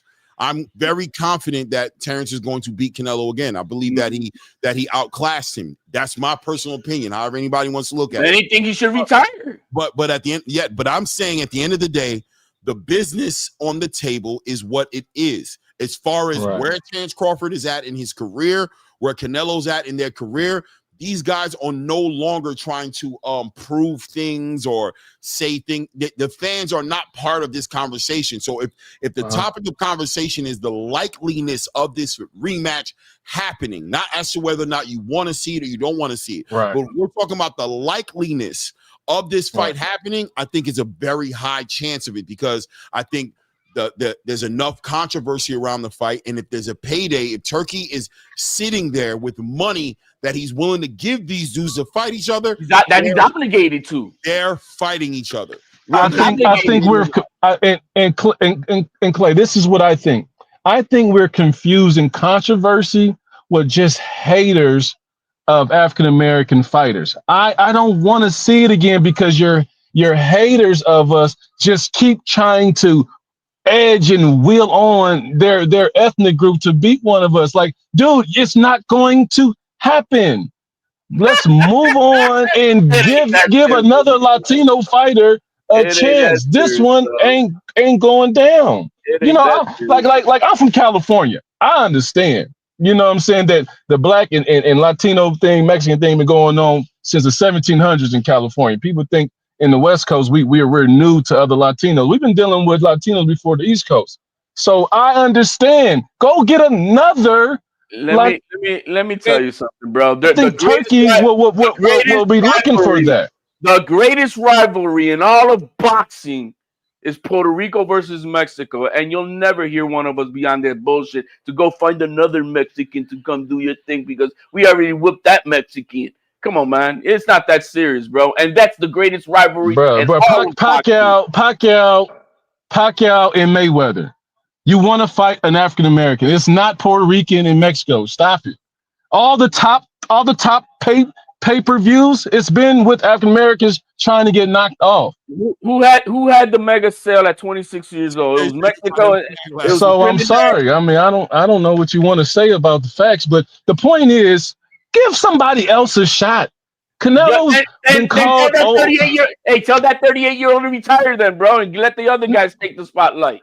No, because he can whoop a lot of them with one hand, and he's showing that. So no, bring somebody else. Not you see how the double standard. Not double standard. You're not gonna tell him to go retire because he's kicking all y'all asses. No, go find somebody. Retire. I think I'm gonna be real, right?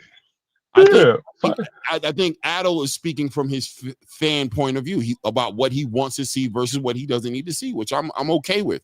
I don't need to see Terrence fight Canelo again. I'm not going to lie to you. I don't need to see it. But I am also going to speak realistic.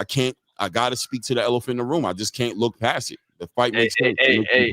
Ask him if he's going to watch the fight. If he has, of course he's going to watch it. Everybody's going to watch it. Come on, man. You going to watch it? You going to watch it? If it's a rematch? Yes. I swear to God, I'm not going to watch it. I didn't even watch this Terrence and Canelo fight twice, and I got Netflix. I'm not going to watch it. Timestamp it. I don't want you coming here on May 6th. They robbed my boy. They robbed him. I want to hear that. I want to hear it. I promise you, bro. Listen, I got something better to do than wash dishes. Not me. I'm watching it. Especially, I know it's going to be for free. I'm watching it. Right. I can tell you this. Hey, I will watch Tank and what's this other guy name? I'm not even a fan of him. I don't even. Yeah. I know Tank and his fight coming up. Jake Paul. Thank you, Steve. I will watch Tank and Jake Paul before I watch Canelo and Crawford again. Come on, man. I might not be able to watch that fight either because I'm on the verge of canceling Netflix myself. Right. I'm like, come on, y'all. Bro, because I'm not for the agenda that they're pushing, bro. And see, HOD, you kind of understand when you have that understanding. But you should know if you look at the news, the agenda. They just lost $16 billion this week for the bullshit that they're pushing. What's going on? They're pushing that weird stuff to the kids, bro, on the cartoons, bro. Weird shit. Oh, you talking about that LGBTQ stuff? Bro, super weird shit. Yeah. I called Netflix out that on Voltron 3-4 years ago. I called bro. That's when always. You don't know, but that's what all's in the chairman, though. Hey, this is not. It's no more innuendos. They're purposely showing the kids, daddy, Mary, and then. Your boy. Oh, you want to be that type of? It's out like normal. It's normal. But that's all that's the people in Netflix who actually on the board of Netflix. There's a lot of LGBT on the board of Netflix. But anyway, Netflix is in hot water. They've lost $16 billion this week alone, and people are canceling like crazy. If they don't change that shit. I'm not canceling. I ain't gonna lie. I get it free with my cell phone. So no, that's that's the only way. That's the only way you're gonna keep up with it. Listen, I mean, they're giving it to me for free. I'm not giving nothing up for free. But I ain't hating on that. No, there's an issue. There's an issue though. I think that whole entire conversation is a different conversation. And that's probably what got my man flagged yesterday because I'm a little bit. So you went controversial. So don't get me flagged. Let's leave that conversation. No. Let's move along. So HLD. Wait. I gotta get control of this again. I gotta bring this back full circle because there's conversations that actually need to happen. You know what I'm saying? That conversations that actually need to happen. So go ahead, come on. So I talked about well, I really think the 168 pound conversation is a deep conversation, but I don't even know if anybody is really trying to talk, but I think it's a deep conversation. I think it's a Let's go. Well, look, at the end of the day, the division is wide open. You know what I'm saying? But also, I don't want to. I want to leave that there at 168. I want to leave it because I want to go to stay on Terrence Crawford, and I want to actually talk about 160 pounds, and I want to talk about this unification fight happening with Janabek and Erislandy Lara. I want to talk about 154 pounders that may come up to 160. I want to talk about Terrence Crawford potentially fighting at 160. And does 160 get a facelift if these fighters appear at 160? And I'm talking about Jamel Charlo. I'm talking about Errol Spence. I'm talking about potentially Boots Ennis even coming up to compete if there's an opportunity for him to fight a Terrence Crawford. Virgil also. Yeah. What do you think about all these scenarios happening and as far as what that would do with 160 pound with the division?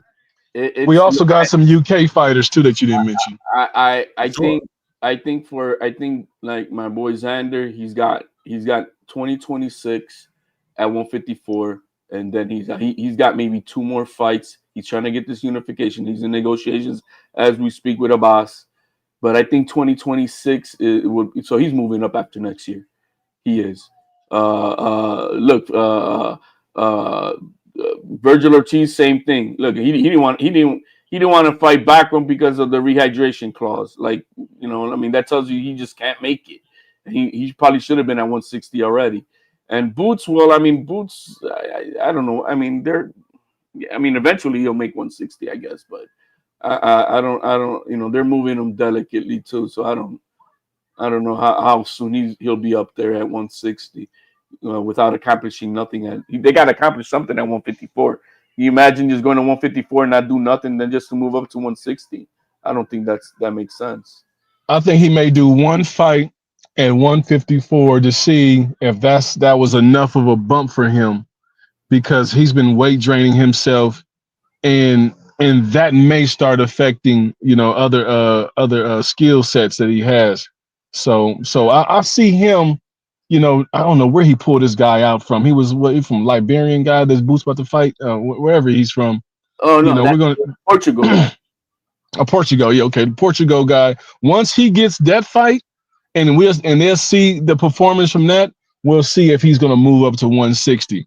If he still feels like, you know, he doesn't have enough gas, you know, and it's because of the muscle or needing a little bit more fat on him, then we'll see him in 160, and that's when we may revisit Arrow and Boots again, because I think that fight, you know, we didn't get the Boots and Crawford, so let's at least get the Arrow and Boots. So that's what I'm looking forward to. You don't want to see Canelo and Crawford again, but you want to see a man who's been on his couch for 3 years.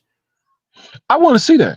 Yeah, because the unknown is more important to me than the for sure get your ass whooped and lay down for another $100 million. Like, I don't want to see another lay down for $100 million. I want to see unknown. My man. Wait. Before we get into that, let me get this super chat off my screen. Virgil Wimberly in the building with the $5. Salute. I appreciate the support today, man. Says, Clay, you got to check HLD on blatant lies. The greatest boxers in history are black. Any greatest rivalry has to include blacks. Crawford Canelo 10-2. That's like garlic to HLD. That's garlic. 50% of that what he said is true. But the last that he said about the greatest rivalries is Puerto Rico and Mexico. We support our fighters. We actually go to the fight. We actually buy the pay-per-views. All right, my man. No. If y'all why wasn't that stadium full of Bud Bunny's supporters, bro? Because it wasn't. Because you live next to Mexico when you in Vegas. bro, you're in America. It's like 700 million to 30 million. So you're saying it's easier for half of these undocumented Mexicans to make it over there, but you as an American, come on, Max. I'm not gonna say they was undocumented. How dare you speak against my Latino people like that? Yo, man, they still listen, I ain't gonna lie to you, bro. I ain't gonna lie to you, man. We all got our opinions, but I agree with Virgil Wimberly, man. I'm sorry, man. That first part, the greatest boxers in history have been known and yes, there's no. I'm not. So you don't think the rivalries have been between Latinos and blacks? The greatest rivalry in all of boxing is Puerto Rico and Mexico. Period. I think that is one of them. One of them, not the greatest. That is the one of them, but are they the absolute? Is the one. I don't know about that. I gotta, you guys don't carry the same national pride that we have to carry from our own country. It's a different. That's why do you think soccer is so crazy? Because when soccer players are going to, bro, it's nationality against the other nationality. But listen though, HLD, you don't know the numbers. It's 30. It's 30 million. Listen, it's 30 million of us. It's over 500 million of Latinos of all islands in Southern America. We can't compete with your numbers, but we can compete with mano a mano. So you beat us in support by 20 easily, 20-1. I give it to you. How is that in America? Bro, you're next to Mexico. You're not next to Africa. No, you can't even settle the country. What are you talking about? Mexico is right down the street from Las Vegas. I don't know if you know that or not. Now you just throw away your privilege of being an American citizen, bro. Like you can travel anywhere without nobody fucking looking at you like that about deporting your ass. 30 million to 30. I know, like, what are you talking about? You're Puerto Rican, you're American too, ain't you? He anywhere he want to be. Don't let him fool you. He anywhere right. We both Americans. We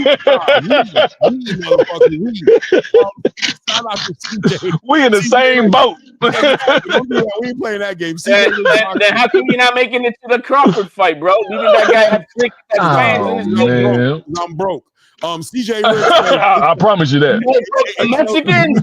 He's like MVP right now. But hold on. Mexicans. Hell no, I don't want to hear it. Let's move forward. Right. So listen. Right. So okay, 160 can get this facelift.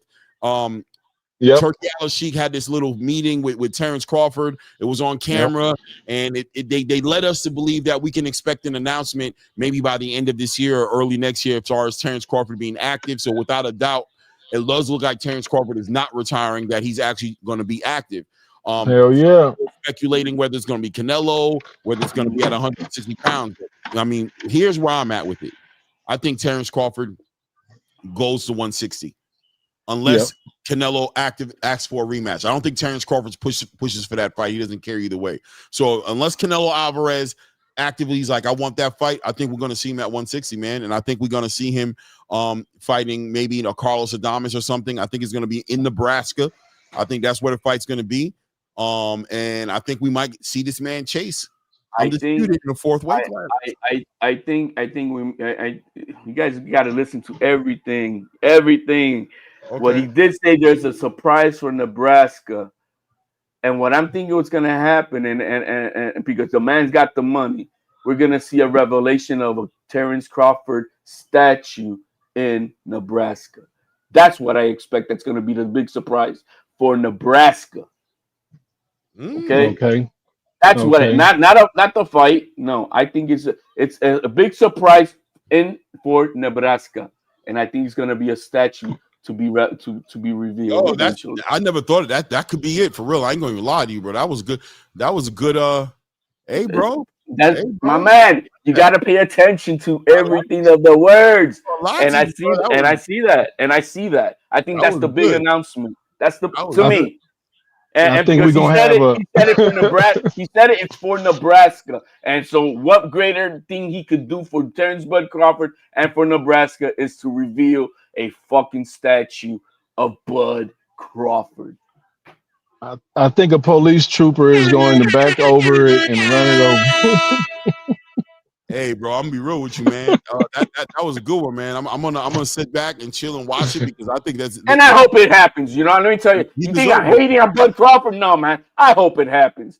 I hope it happens. He deserves it. He deserves it. Yeah, I can't take nothing away from that man. And that no, bro. I hope he gets it, bro. Well deserved. Well earned.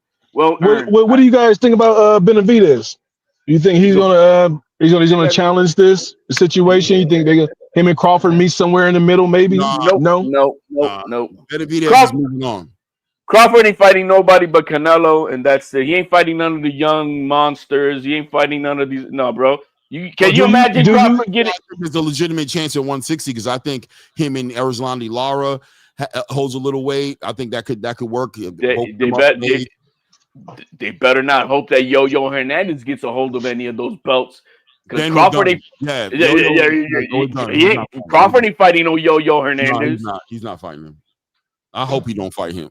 Crawford knew. Look, I mean, this was it was a good selection for Crawford. He knew fighting Canelo. We talked about the size, but as far as stature, this guy's at my stature. Actually, I'm taller than him. Actually, we are.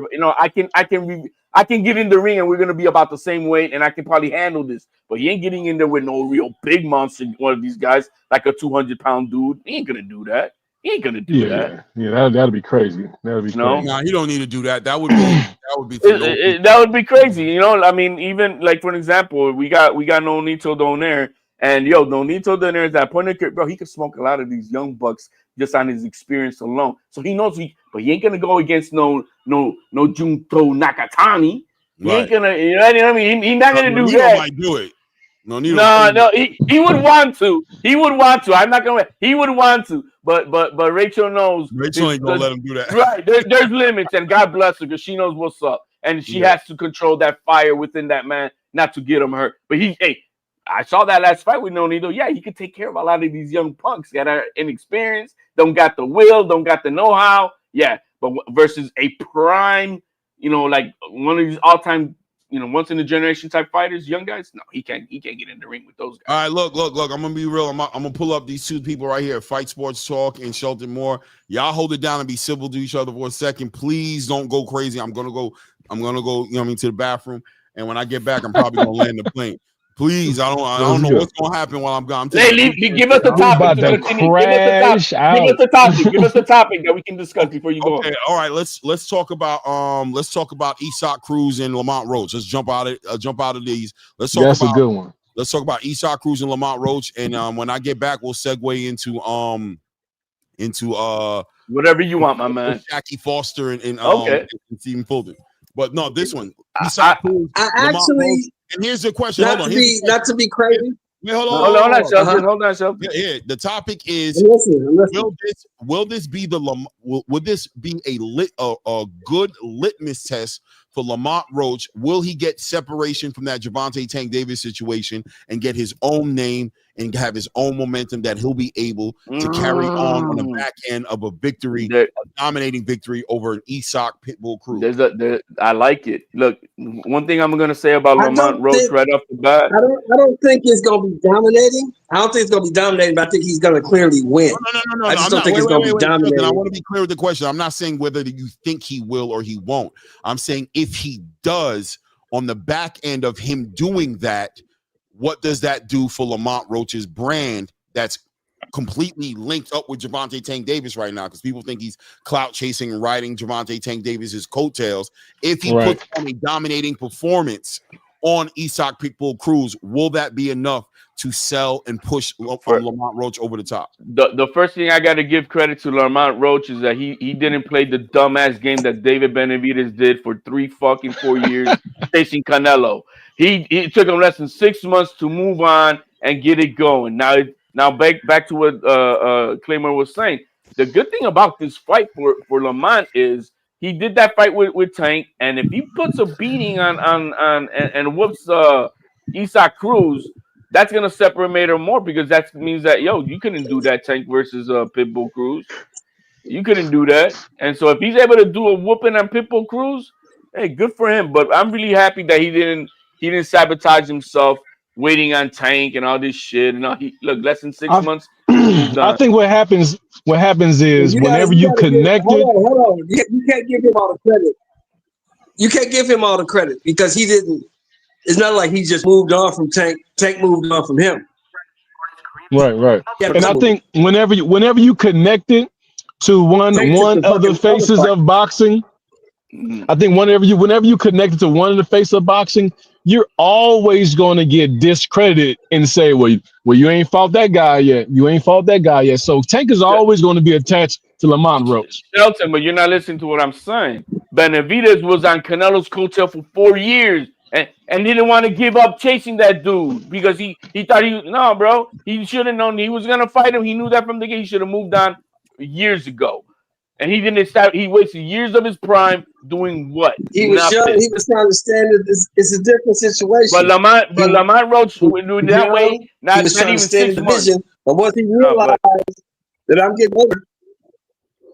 No, Lamont Roach is an older dude. Lamont Roach is 31 years old. So it's a different deal. He didn't wait around, stay there, and wait. But he waited until he was like 26 or 27 and said, you know what? I ain't going to get to fight. Fuck it. I'm gone. Well, Lamont Roach waited 3 years. He's already in his 30s. He don't have a kind of time to wait. He waited 3 years. That was stupid. He was I'm glad you didn't do 23, that. 24, 25, 26. He was young. Doesn't matter. Wasting your prime The for dude what? is only 27 years old. HOD. He's got no only, bro. He's years old. not gonna have 6 more years left of boxing, bro. What are we He's only talking 27 years old. Not only, bro. He's only 27 years old. Wait. We talking over each other. So this is what I'm gonna do. I'm gonna just give everybody a shot, and then we don't interrupt them, or we're not gonna get past it. So I don't know. Shell, did you land your plane, or did you have more to say? No, I landed my plane. Okay, no, right. not you. Not you, Sheldon. Hold on, not you. Addo, go ahead. Addo, how do you feel about? I mean, Addo might not be there. He might have tapped out right quick. All right, so Shelton, so on the back, let me re-ask the question. On the back end of Lamont Roach having a dominating performance against Isak Pitbull Cruz, does Lamont Roach carry that momentum into making his own brand where he doesn't need to fight Tank Davis anymore? Of course. If he dominates the guy that Tank struggled with, he's his own guy now. Now he can make other fights. He's at Queen 135 or 140. Yeah, that's Nick J, man. Queens of Boxing. Yeah, no doubt. Yeah, that's it. That's all it is. If he does that, he can make it. He can fight anybody in the division after that. Yeah, I just wish it wasn't at 140. That's the only thing, because I don't know if that's the overall that division is too big for I think he picked the right opponent though. Like Isak is probably too small for the right. That's right. So it's a perfect opponent, but for long term, I don't think it is. Yeah, either like he'll he ends up having to fight Subriel, or he ends up having to fight Gary, or no. Yeah, I think he'll do that and come back down to 135. He'll just make a point, and I hope so. I mean, but I'm glad that he moved on. I'm glad that he didn't torture himself because it's messed up. He missed out on a big payday. Just overall, outside of everything, he missed out on a great payday with the rematch. So I'm happy for him. Fight Sport Talk, what's good, man? How's the weather in New Zealand? You know, it's funny you asked that, Clay, because yesterday we had probably the worst day in summer I've ever seen in my life. It was so terrible, and I was out working in the middle of it, so that was fun. Today's been really nice. Woke up to some nice sunny weather, but after yesterday, I'm not holding my breath. So it's just funny you asked me that. I always ask you that, man. Never going to miss out on what's going on out there in New Zealand. So, but what do you think about this Lamont Roach Isak Cruz fight, man? As far as what this could do for Lamont Roach. I'm okay with it. I'm not crazy about the fight though, because I mean, Cruz is a fun fighter. We all know that. We all enjoy watching Cruz fight, but he's just that. He's a fun fighter. He's not great. I personally don't think this will do much for Roach at all. I think people will forget about the Tank fight. Well, actually, they probably have forgotten about it, and it's unfair. But this is boxing. Unfair stuff happens all the time, and I'm not crazy. Again, I'm not crazy about it because I was hoping he would fight the other champions. I know Oshak is going to be fighting Stephen Fulton, and I am interested to see that fight. But you got Navarrete, you got Nunes. I mean, there's an interim champion in there, and the reason there's an interim champ is because Roach went up to fight Tank in the first place. So, yeah, I'm okay with it because Cruz is always in fun fights, but I don't think it's going to do anything really. No doubt. Yeah, I mean, I think it is. I think it's a significant fight for him. I think it's a fight that sends him off, proves himself. I think it's a litmus test. There's questions that need to be answered about Lamont Roach, whether it's to himself or the fans feel like it. But at the end of the day, that draw with Tank is just going to float around until he shows and proves that wasn't a one-night affair. That wasn't a fly-by-night situation. That wasn't Tank just not taking boxing seriously and not taking him. That he's not the cherry pink that went wrong. That he's actually in the conversation with the biggest fights that could be made, namely him and Shakur, him and Floyd Schofield, him and Keyshawn Davis, him and any of the champions at 135, including rematching Tank, to show that fight needs to happen between him and Tank. If it does, people will say like, okay, look what he did with Isak Cruz at 140. Now the pressure goes back on Tank and the attention goes away from him in any kind of negative way. He's only celebrated at this point. I think it's a great I think it's a great fight one way or the other. I would have much rather seen him fight you know, a Shakur Stevenson, or even like I said weeks ago, about a month and some change ago, when Tank was showing funny signs. I said let's see they put Tank in the champion in recess, or even strip him. I don't care, but champion in recess, and let's allow Floyd Schofield Jr. and Lamont Roach fight for a that would have been a great fight. That would have really that fight really would have been an awesome fight to watch. That's what I thought would have been a good solution. I know Lucas Body's up in there fighting for his position, but I thought that would have been a better fight to put together. But so I'm actually rooting for Lamont Roach. I kind of feel bad for him. I think he got caught up in nonsense. I think he is the cherry pick that went wrong, unfortunately. I know people don't like to hear that, but I think that's why you were picked. I don't think you are anybody's cherry pick, but I think you were in that conversation. I think that was a lesser of mad evils, but you turned out and showed up and showed that bad pick. Next time, pick a better cherry. I ain't a cherry. And you made your name in that fight. And I want to see him capitalize off that, take that momentum into something that does something positive for his career. So I just hope this weight gain going up and all that ain't going to affect him. You know, and Pitbull Cruz got every much of a chance to beating him too. So it's not, I don't know what to expect of who's going to really win this fight. Well, I got a question. That being said, that Pitbull is kind of one-dimensional. We can be honest and say he's one-dimensional. He's a good dimension. His dimension is a problem. You know what I'm saying? But it's still one dimension. At the end of the day, a lot of people are saying, okay, we saw the code get broken by Rayo Venezuela, right? Some people might even give it to Giovanni Cabrera and say that he really broke the code. But ultimately, if that is the code that was broken, Lamont doesn't fight like those guys. He's not running around the ring and doing all that real estate. So how does this fight go in real time? That's what I'm saying. You know, I you know what I can see is a very similar fight the way Tank fought Pitbull himself. You know, and very much of what I saw Lamont Roach fight Tank. It's going to be in between those two styles right there. And yo, man, this little midget can crack. You know what I mean? He's just relentless cracking, throwing bombs all night.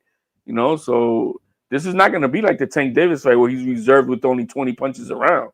This kid will throw 20 punches in the first 30 seconds. So, I mean, it could be a dangerous fight for Lamont. Do you think Lamont punches? I can't say that he doesn't, but I know that he checked Tank a couple times. No, I'm asking. I'm being genuine. Like he's respectable. I think what he's got is respectable power. He you know what I mean? He can command some respect. Don't get too fresh coming in close like that. I think he can let you know, like, yeah, man, I'll crack you if I have to. But is it devastating? No, but it's enough to say, like, damn. Is it enough to do you think he can? Is there any way he could hurt Pitbull or get that? Like, you know what I'm trying to say? Like, can you walk Pitbull into something and hurt Pitbull for the first time? Can we see Pitbull taking advantage? Because this is what I believe. I believe Lamont can pick his shots very wisely with Pitbull. I think he's going to hit Pitbull a lot with clean shots. I think he has a chance of looking real good in his fight, like an aggressive Pitbull. I think there'll be opportunities in there for him to punch in between Pitbull's punches and hit him with some clean shots. I'm wondering, can he hit him with anything significant to change or discourage Pitbull in any kind of way in this fight? Pitbull Cruz has got a head of a fire hydrant, bro. I know. So I just look. I saw him take Tank's best punch, and no. So I don't think Lamont Roach, but he's got enough to get some respect, you know, for him when he's trying to charge in. But to stop him, anything like that. I'm not saying stop him, but I'm saying hurt him. Like, could we see him do something that other fighters haven't done? I haven't seen Isaac Cruz hurt before. I'm be honest with you. I haven't seen him hurt. Can Lamont do something significant? I'm trying to find something significant. Can he give him the stanky leg? If you could give him at least a stanky leg or something, or even make it to where we see Isaac change up the way he's approaching it. Where I don't think so. Approaching him aggressively. Where I don't think so, man. And the thing is, his legs are so short, you might not notice if he got a stanky leg, bro. So I don't know. Let me ask you a question, Clay. Why can't he just do the same thing that El Rayo did? Why ain't that enough? He won't. That's not him. He's not that style of fighter. He's not moving around like that, bro. I haven't seen it yet. If he does that, that's cool. But I haven't seen him do that in any fights. I've looked because I've been trying to figure this out. In the fights that I've been able to see, not one fight have I seen Lamont Roach move around the way Rayo and Giovanni Cabrera moved around against Isak. So let me ask you this though. Besides the Tank fight that you saw, have any of his fights been competitive? Lamont Roach, yeah. He's been in competitive fights. He lost to homie. What's his name? Jamel Herring. That was competitive. Right. Yeah. But also, and who else? Also, because of and the one that he pulled off the late stoppage one. Right? Roach was always a fighter who he's good, but he's not great. So he's always been beatable, but he might have the style to beat Pitbull. I don't know about hurting him. I mean, I think it's going to take somebody like Teofimo Lopez to hurt Cruz. Roach, his way of winning would be to try and outbox him like he did to Tank in the early rounds, and maybe he can do it, but Pitbull's certainly a lot more relentless than Tank was. But one of the reasons we haven't seen Cruz hurt is because he presses you back so much that you're not able to reset yourself to land your power shots. That's one of the things that Tank has never had to deal with, because he's always been able to plant his feet and land a power shot to hurt his opponents, but he couldn't do that with Cruz because Cruz was pushing him back the whole time. So we'll see if Roach can do that. And the fact is, the blueprint is there on how to have success versus Pitbull. Not necessarily just to beat him, but I'm saying at least there's the blueprint to get success against them. And can Lamont Roach use that same blueprint? I don't think so. I don't think so. Not prove me wrong, but I don't know if he can move around that much consistently throughout the entire fight. Exactly, he could do it in a round or two, but consistently, I think that'd be that's a lot of conditioning right there, bro. Yes, I don't know. You know what I mean? I guess the next guy we're going to get on to, Stephen Fulton. He's shown against Figueroa, especially in the rematch, he can move around for 12 rounds. But yeah, Roach, I don't know. That's Stephen Fulton is another conversation we're going to get into in a second, because he's not doing that no more, is he? And that's very interesting. Anyway, he's fighting in a complete different way. But with with Lamont Roach specifically against Isak Pitbull Cruz, I think there's an opportunity, and the reason I say the opportunity is there for him. Obviously, he's a common opponent with Gervonta Tank Davis, but they put this dude as a headliner on a pay-per-view card, which is crazy. But bro, if you put on a dominating performance as a headliner on the card, yesterday's price ain't today's price, right? Like, where's the fight at? Where's the fight gonna be at? Is it in Texas? No, where's the fight gonna be at? It's gotta be where because you guys don't get it. This Pitbull Cruz, he's got a fanfare, bro. That's what I'm saying. I think it's gonna be like Vegas or Texas. I think it's gonna be somewhere for the Mexicans. They support this guy like crazy, bro. He's like, bro, you go to all the fights that he goes to attending just to go, bro.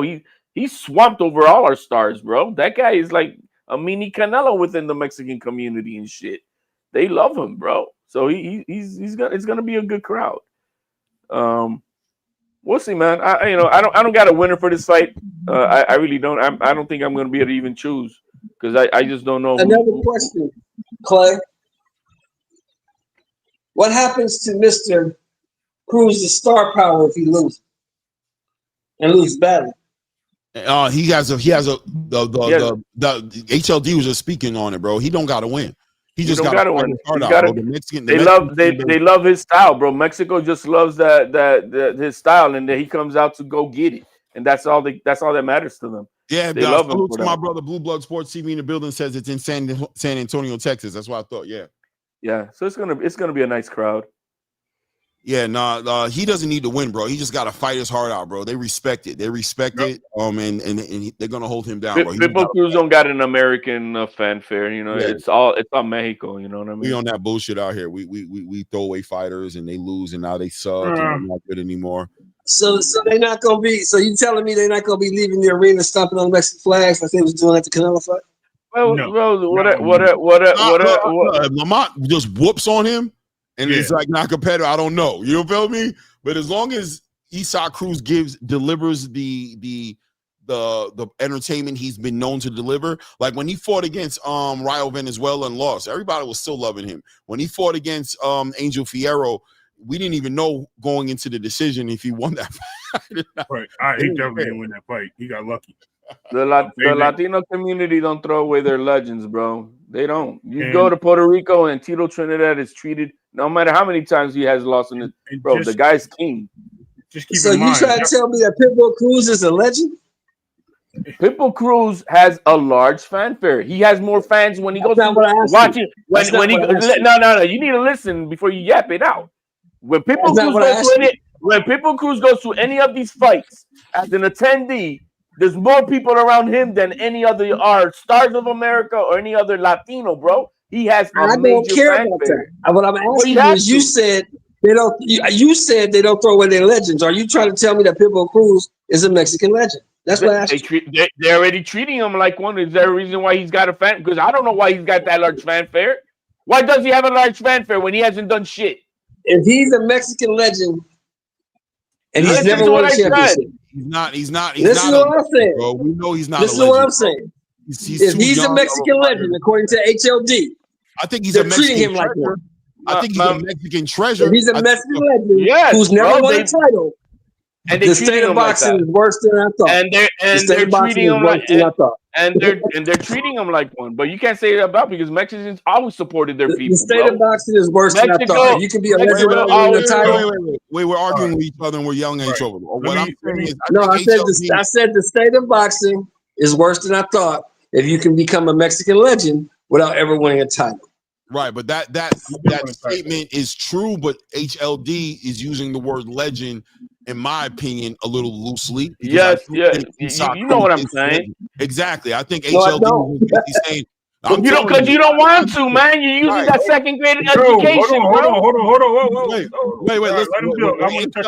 Hold on. What HLD is saying is that Isaac Cruz is one of the most popular Mexican fighters right now in the space, is what he's saying. Win, lose, or draw. He's saying if he loses it, he's not going to not become that because of a loss. The fan base is stronger and more loyal to their fighters than that, to let him go that way. So when he's saying they don't throw their legends away, he's basically saying that here in America, our best fighters lose too much respect off the back of a loss, which is why they fight the way they do and they don't want to compete with each other no more. He used the word legend just to say that we don't throw away our fighters. The word legend is loosely being used. Now you see how you articulated that fight versus Giovanni, bro. He got his ass whooped versus Giovanni. Yeah, he got his ass whooped, and guess what? Everybody knows that. And did it affect them? Everybody knows it. But look, see, Clay, do you see how you articulate that? Can I get a word in? Hold on, HOD. Hold on. Clay, do you see how you articulate that? Yes, sir. That's all we need, bro. We don't need the yelling and the screaming and the hollering and the HLD dumb shit. Just articulate your point, bro. That's all I want you to do. I'm not acting like you don't understand. Hold on. So the point is, I think even with Clay, and I'm just gonna double down on what Clay said. The point that we're missing is there's 4 fighters today, I think, in the Mexican fanfare, the demographic of Mexico that they follow very closely, which is Isaac Pitbull Cruz, Canelo Alvarez, Barrios, and Navarrete, right? And I think those guys are very closely held to them. They represent their country very well, and they stand behind those guys very strongly. And every single time you see these guys get in the ring, win, lose, or draw, they are supportive of these guys. Yes, they support the Rayos, they support the Benavidez, the Benavidez, they support the Munguias, they support the other fighters, but they are not in support like those 4 fighters. Those 4 fighters are the ones that carry that flag for them, and that's their banner. So when he says a Mexican legend, I think what you're looking at is that today's standards of boxing, I think that it could be held accountable as them being represented to the fan base of Mexico as a legend, coming out of their trenches and where they came from, the barrios, as they say, right? And pushing forward and leading the country. That in itself says who they are. Now, I don't know if they're legends. I mean, Canelo obviously is, but I'm saying as far as a Pitbull, I don't know if he's a legend, but he was a champion, by the way, just to be clear. but I don't think we go out of our way to say, okay, this guy is the best we ever seen come out of Mexico. No, just like Navarrete isn't. And you're going to also see a strong push with those guys. I wouldn't be surprised if Lamont Roach beats him up and he wins 8 out of the 12 rounds. If we see a draw in that fight, because it's in San Antonio and because of the Mexican fan base, because it's that strong of a following from the demographic, and that's what it comes down to. Shelton asked, "What happens if he gets his ass whooped? And will they?" No, they're not going to abandon him. They're not going to abandon him. Right. Now, stop hating that you want them to abandon him, but they're not going to, because those Mexicans aren't like that. Stop yelling. Stop yelling. I don't give a fuck about Pitbull. There you go. You I don't see give a that? fuck The about bottom line is, but here we go. Answer to your question. Let me say this. Hold on. Let me say this. Mark Sanchez just got stabbed in Indianapolis, yo. Ooh, what? Mark Sanchez? Mark Sanchez, the football player? Mark Sanchez, the quarterback, the announcer, yeah. Player. He used to be a Jets. Yeah. Yeah, used to play for USC. Yeah, that guy. The guy who got fumbled with the booty. Come on. The guy who fumbled. Hold on. Let's listen to what he's saying. Hold on. Go ahead. Yeah, that guy. Mark Sanchez. He was stabbed. I don't know if it was a bar fight or a robbery, but I know he was stabbed in Indianapolis. Oh, I thought because he was there to do the Colts game tomorrow. I thought he said he he's just commentating or something now, right? Yeah, he was there to do the Colts game tomorrow. The Colts play the Raiders tomorrow. Or something. Yeah, he's doing. That's crazy. So is he? I mean, that's crazy. He's clearly not playing, but is he good? Like who? Mark Sanchez? He's okay. He's in the hospital. I mean, he didn't die, but to get stabbed. I mean, for what? What were you doing to get stabbed? Yeah, I don't know how that happened. I gotta see the rest of it. But back to boxing. I just want to put that out there because that's kind of some breaking news. You know what tripped me out? I thought he said that he's starting for the Indianapolis Colts and shit. I'm like, what? Oh no, he was there. No, he was there to commentate the game tomorrow. The Raiders are playing the Colts tomorrow. Right, he's definitely a commentator. All right, let's back to boxing. Back to boxing, guys. Right. Let's get back to boxing. Okay. And land. Well, I got to land the plane soon. We're about to hit that time, and I've been on for a long time. So, yeah, so that's going to be interesting as far as the people cruise conversation. Yeah, he's a treasured asset to the Mexican boxing culture. He's popular, bro. He's popular. This is the bottom line. He's popular. That's why they're putting him on this headline. This pay-per-view is not a pay-per-view because of Lamont Roach. It's because of Isaac Cruz. Don't get it twisted. And the common denominator, obviously, too, right? And Tank. Yeah, right. So and that's the truth. But I want to move on to this O'Shaquie Foster Stephen Fulton fight, and then we can close it out here. This fight, I think, is a very interesting fight, man. Personally, I would love to know everybody's opinion on this because I'm seeing Stephen Fulton since he's been back being active since the Monster Inoue fight. To me, it feels like Stephen Fulton is fighting differently. He fights a different fight. He sits in a pocket more. He's sitting on his punches more. He's catching and shooting more. And more importantly, for me, it seems like he puts himself in a position to get hit a lot more. I'm noticing a lot of the fighters coming out of the Bozy Ennis camp kind of have that whole thing going with them. They're trying to make Andy Cruz that way. I think that's why he got that cherry pick he got last time. They wanted him to sit on his punches. We obviously know how Boots fights. Stephen Fulton going into this fight with O'Shaquie Foster, 130-pound WBC champion, who I think has power and is able to hurt somebody if you're standing there with him in the paint. So I think this fight is going to be a very competitive fight, but it's going to be the debut of Stephen Fulton at 130 pounds. He'll be coming up, challenging, moving up in weight. He says he feels great. He faults the weight cut a lot to his performance against Monster Inoue. We saw him on his return at 126 when he fought against Carlos Castro. I think it was the guy he fought against, sat him on his pockets very early. And a lot of people felt like he didn't win that fight. I don't feel like he lost that fight, but I do feel like he was getting hands put on him. And he got hurt a couple times in that fight, including the time he actually got sat on his pockets. He had a decent fight against Brandon Figueroa. Brandon Figueroa, in my opinion, fought a dumb fight. Didn't fight very, very intelligently and really got exposed. But at the same time, Stephen Fulton looked good in that fight. But now he's stepping it up another notch. He's going up to 130 to fight potentially one of the best fighters at 130 right now. Between him and Emmanuel Navarrete, right? Between those two guys, probably the best fighters at 130. How do we feel going into that fight with Stephen Fulton and O'Shaquie Foster? We can start with HLD because he's right there. Yeah. I think one thing I'm going to start off with is that it seems like a lot of fighters are gravitating to Bozy Ennis, and they're all going to that gym. That's one thing I gotta say. Now I don't know if so, and I said I don't another panel, but I don't know if it's so much about the technicality, but I think that Bozianis has got a way to connect with fighters, the way he speaks and all that. I think that's got a lot of fighters liking his approach and how he tackles with them. But hey, good for Bozy. And let's see if it now as far as his change, yeah, he has changed his style of fight a bit. And I don't think he's afraid to take. He's like, bro, none of you guys hit harder than Monster Inoue. So if I could take that, you guys ain't hitting harder than that. So I'm coming with it where you guys. I think this fight is interesting in itself because he is moving up in weight again, going right out to a champion. But I don't think the champion he's going up to is all that. I really don't. I think he's an overachiever. I think he's only won fights because he pulled it out at the last minutes of a fight. But overall, his skills, I'm not impressed by them at all. I'm not impressed by Shockey Foster. I'm impressed by his overachieving, his heart, his determination, not wanting to quit, and that's what got him out of these fights where he probably should have lost. But I think Stephen Fulton's gonna give him a lesson. I think Stephen Fulton's gonna show him not only can I bang with you, but I'm an elite fighter compared to you. I'm levels above you, and I think we're gonna see that at that fight. And I hope, and I'm going for Fulton. If you have the sound of my voice, I'm going for Fulton. Fulton should put this guy away in one way or the other, either dominating him boxing wise, or maybe even stopping him. No doubt. Oh, like you landed your plane on that. Yeah, he landed. Oh man, crash and burn. Let me tell you something. First of all, to say that Shockey Foster is just a typical fighter that just dug it out, you're out of your mind. You obviously don't watch enough of Shockey Foster. That guy's a defensive presence. He sits there and he counters well, and he knows when to hit.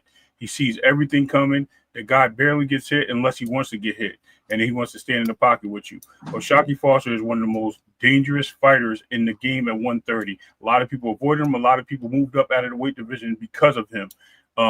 He is very clearly one of the best fighters at 130, and I think it's opposite. I think he shows something to Stephen Fulton that Stephen Fulton has seen before, and that's a skill set that is called being a true boxer, a guy that can do it all in the ring. Now, Cool Boy is a great fighter. I'm not taking nothing away from him. I think he can bring power. I think he'll move up with some power as he gets heavier in 130, and I think he's a little bit more durable. But the problem is, are the hands going to be fast enough to stop somebody like Shockey Foster who won't stop punching once he sees a weakness? Is it going to be fast enough to hit Shockey Foster as he's parrying and countering with those punches? Or is it going to be fast enough to hit Shockey Foster as Shockey Foster sits there at a distance, safe distance, and counters him? Because that's what Shockey Foster does, and he does it very well. And I think you need to understand that, HLD, before you jump on that train and say that he ain't got nothing and he ain't that type of fighter, man, you need to go back and watch some of them fight. That boy's eyes is always open. He looked like a cat in the night.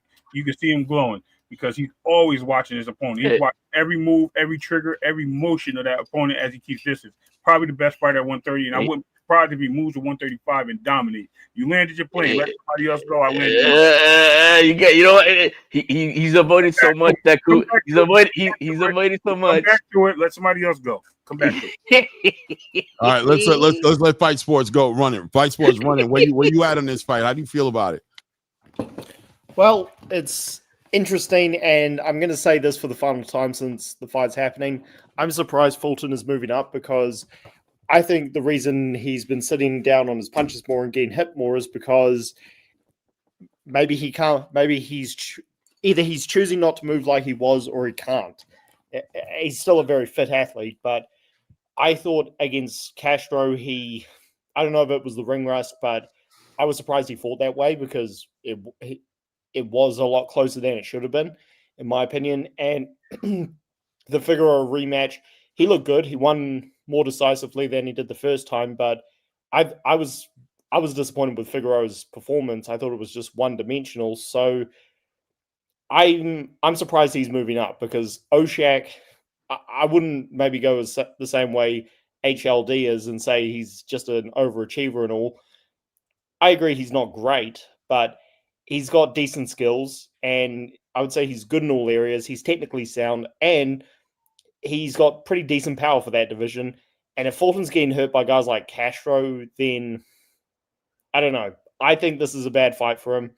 If he wins it, then he's kind of got that Iran Barkley resume where he's moved up quickly and won titles. We'll see if he stays there. And I'm going to go with Foster by decision because for a slick fighter, and Fulton is slick, he does get pushed back to the ropes fairly easily. He's there to be hit, as you guys have said, and that I just don't think is going to work for a guy like Oshak, who can also switch hits. So we all talk about Fulton being a slickster, but Oshak ain't so bad either. So yeah, I'm going to go with Oshak by decision. Okay. Shelton, man, the OG in the building, man. Have you looked at this fight at all? Any opinions one way or another on how you see this fight going between O'Shaquie Foster and Stephen Coolboy Fulton? Yeah, I'm gonna take Coolboy Steph. I think he has that little extra bounce, and to me, it looks like since he took the mollywhopping to Inoue, like he's trying to prove something. He's trying to make statements in all his fights. So my problem with O'Shaquie is I like O'Shaquie, like Fight Sports said. He's a good fighter. He's technically sound. He's got good power, and he's got decent skill. My problem with O'Shaquie is O'Shaquie doesn't have that extra gear to me. He doesn't. O'Shaquie Foster always does just enough. He don't do nothing extra. He don't do nothing outside of himself. He always does just enough. He doesn't have the extra gear? Oh, no, he doesn't. Okay. He doesn't. If he had extra gear, hold on. If he had extra gear, they would not have been able to rob him when they robbed him against Conceição. He fought because he was out of him. He dominated that fight. They robbed him. That was a robbery, bro. I know it was a robbery, but he didn't. In the 10th and the 11th, when he was staying on the ropes, you saw the fight just like I did. When he was laying on the ropes and countering off the ropes, if he has the extra gear, he comes off the ropes and makes a statement so they can't rob him. Which fight was it? Was it Eduardo Hernandez? Which fight was it? In the second fight, he stayed in the middle of the ring. He kept the fight off the ropes, and he made a statement where they couldn't rob him in the second fight.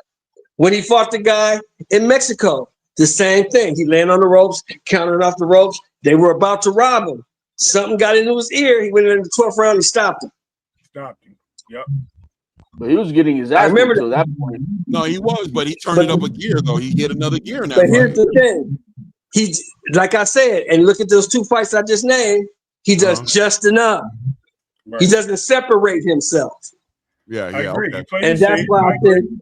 I agree. And that's why I think Stephen Fulton is going to come in, because Stephen Fulton has that little extra oomph. I don't really know what it is, but Stephen Fulton has it.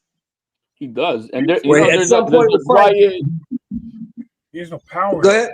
What oomph does he have?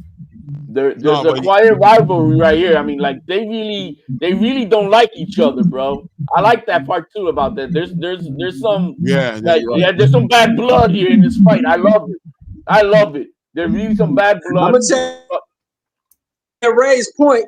I'm gonna tell you somebody else who didn't have power, but they always separated themselves. You remember a guy named Rest in Peace, Sweet Pea Whitaker? Yep. Best, yeah. He didn't have no pop, but he separated himself from people. He had a little pop on him though. He was able to get some pop on. But he was just like Stephen Fulton. He didn't have no pop. Right. Yeah, man. Listen, it's gonna be interesting. Yeah. Let me ask you this, Shelton, because we're about to close it up soon. I want to know, Shelton, let me hit you on the mute right now. Yeah, it gets crazy. Yeah, you got crazy feedback over there. Oh Jesus. Mute. Okay, thank you. I just feel like, are we acknowledging that Stephen Fulton is different? Do we see the difference in him? Do we see him sitting in the pocket a little longer than he used to, trading a little bit more than he used to? And is that safe? Is that something that he should do against a fighter like O'Shaquie Foster? It happens naturally as you're getting older. You're not going to be the same fighter as when you were younger. You have to adapt to who you are. So there's a little bit too. I think Fight Sports talking. Maybe he can't do it like he used to, but you have to evolve. Great fighters evolve. They're not the same fighters when they started the career to when they ended the career. They're just not. And so that's what a great fighter does. He adapts to what he's capable of doing, and that's what he's doing. And he actually has seen something. O'Shaquie Foster, everybody. I mean, Ray said everybody's ducking him. Well, this man ain't ducking him. I'm taking him as my first fight at 130 for a reason. He sees something that he can do. Listen, I'll give you this. You know what? Well, you know what I will give you, and I'll give it on both fighters' part. Both of them have losses, and when you have a loss, it makes you more hungry to win. So I will give you that as a counter to everything that I said to you. I think Stephen Fulton's loss it gives him the hunger and the desire to win every fight at any cost. I'm just letting you know the problem that I see in this fight is the distance, and Stephen and O'Shaquie Foster controls distance very well. He knows how to put you right where you need to be for him to hit you and not get hit. And he makes you look bad in that ring. Sometimes you get your licks off. You know what I mean? He's in a fight. You always get hit by your opponent. It is what it is. But he knows how to create that distance, and that distance is very important when you're watching these two go at it. I'm telling you, you're going to see. But there's the difference here. It is that you're talking about that he lost a fight. He wants to win. Well, guess what? Fulton has won at 122. Fulton has won at 126, and Fulton's about to want to win at 130. Tell me what has O'Shaquie Foster won at? 130. O'Shaquie on the back end. O'Shaquie has plans on going up and going to 135. He wants to fight the court. How old is he now? He is 33, 32. Yeah, like I'm saying, bro. Like, yo, Fulton's doing this. Like, come on now, on his third division. Fulton's 26. Okay, yeah, because he got his block knocked off. He should have moved up a long time. But he was a champion. At 122. 31 years old, bro. And before 31, I was close. And before he getting knocked out by the Inoue, Stephen Fulton was on the cusp of a pound for pound fighter. He was just right there at the outside of maybe number 11. That guy is a great fighter. All right, listen, man. I gave you your props. Let's not push it. Go ahead, Fight Sports. Let's see what you got, brother. No, we about done, bro. He was tapping in on what we were saying. Oh, okay, go ahead, because we about to. Just to be quick to answer your question, Clay. Unless that weight cut was really, really killing him, I don't see how Fulton's body is diminished to where he has to stand his ground more and fight, because he's only 31 years old, so he's not really. He shouldn't be diminished that much. I think the Castro thing, I thought it was a ring rust issue, because he did want to fight sooner than he did. I mean, he was out of the ring for over a year. And Figueroa, I mean, personally, I didn't see him changing his style too much from the first fight. I actually saw Figueroa again being disappointing, because he just stood and tried to pressure him the entire time, and Fulton didn't really have to change much. So I don't know if I maybe see Fulton changing as much as you have. But again, maybe that weight cut really has hurt him, in which case he'll be able to deal with O'Shaq's being a heavier puncher, because he'll be able to move better. We'll see. I think Fulton's just as good as he was before. I think, again, maybe it's a weight cut, maybe it's a lifestyle, and he has been able to adjust more. But I do think if he does have to get into a fight, like whether it's a brawl like Figueroa tried to force him into, or in a way pot-shotting him with power he hadn't seen before, I think we will need to question if Fulton can deal with that, which is why I'm picking O'Shaq to win. He gets to spar with Andy Cruz then, doesn't he? Yes. He fights with my cousin too. He spars with Josiah Kirk too all the time. Well, it's gonna be an interesting fight, man. I'm interested in seeing a lot of these fighters, and Stephen Fulton just one of many. Devin Haney is another one. Jalil Hackett is one I'm also kind of looking at. I'm looking at a lot of these fighters who have been, in my opinion, cutting too much weight, bro. Right. And I'm wondering what they look like. What they're gonna look like in a space where that weight cut isn't as much of an issue. I think this is Stephen Fulton's fight to kind of do that. I think he's clearly made his statements that he doesn't want to deal with those weight cuts anymore. That's why he was calling for 130 before he even fought for that title against Brandon Figueroa. Carlos Castro was supposed to be a stepping stone fight. He was heading to 130. So I don't think he's reaching. I think he's looking forward and feeling good at 130. I think he feels powerful and strong. I'm interested in see what that translates into a fight with a fighter like O'Shaquie Foster. And I think it's gonna be a great fight, man. Yeah. I agree. I can see that. Listen, like I said, respectfully, I can see either side winning. I'm not going to discount Stephen Fulton for who he is. I'm just saying I like O'Shaquie. I think he controls the distance, and when when you can control the ring in boxing, man, it makes a big difference. And I think that's what it is. As like I said, and the business also has to play some reason why he's also moving up. The higher the weight class, the more money you're making also. So, well, I mean, can I be honest with you? You know, guys, we're about to go. Go ahead. Let's get out of here. Salute to all right, everybody. Clay. Thank you, man. I appreciate you. Thanks, guys. You got me home from the damn VFW, so I appreciate you, bro. No doubt. Salute to everybody. Thanks for rocking out with us today, man. I appreciate you. We did 2 shows back to back. I had to break up the other one. I wanted to make some shorts out of it. But I appreciate you guys, man. Until next one, man. You know what it is. Next week we got boxing for sure in Philly. Next week we got boxing for sure in Philadelphia. That's gonna be jumping. And honestly, October, November, December is about to be lit. We about to close the quarter out with a lot of fights. So you guys stay tuned in, stay tapped in, man. Let's keep it moving, man. Exactly. Until the next one, bro. It's at ATP Combat Media. We out.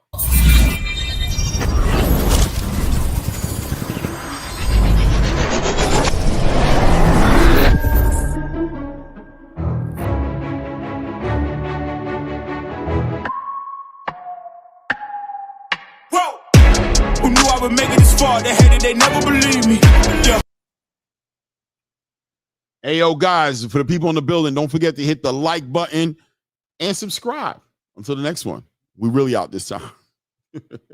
I would never drop the ball. I know I make it look easy. Yeah. Mayweather with the defense. I don't care what a critic got to say. I got them picking up the pieces. That to me, you really playing with your life. I'm about to come and run it all back. I'm the new era, about to snap back. You ain't fitted for it, cause you all cap like. Hold up, I shoot my shot, wait, hold up. I'm really about to run this go up. You know it's all net when it go up. Ain't got no other plans, you don't need to understand. Ay, we on overtime, you don't need to understand. Ay, you just show them how to do it when you don't know what to say. Tell me how you plan to win if you plan to play the same. Moving fast, already gone, yeah, but you bringing me back. Try to double cross me, dog, just let me relax. Stop assuming what we doing.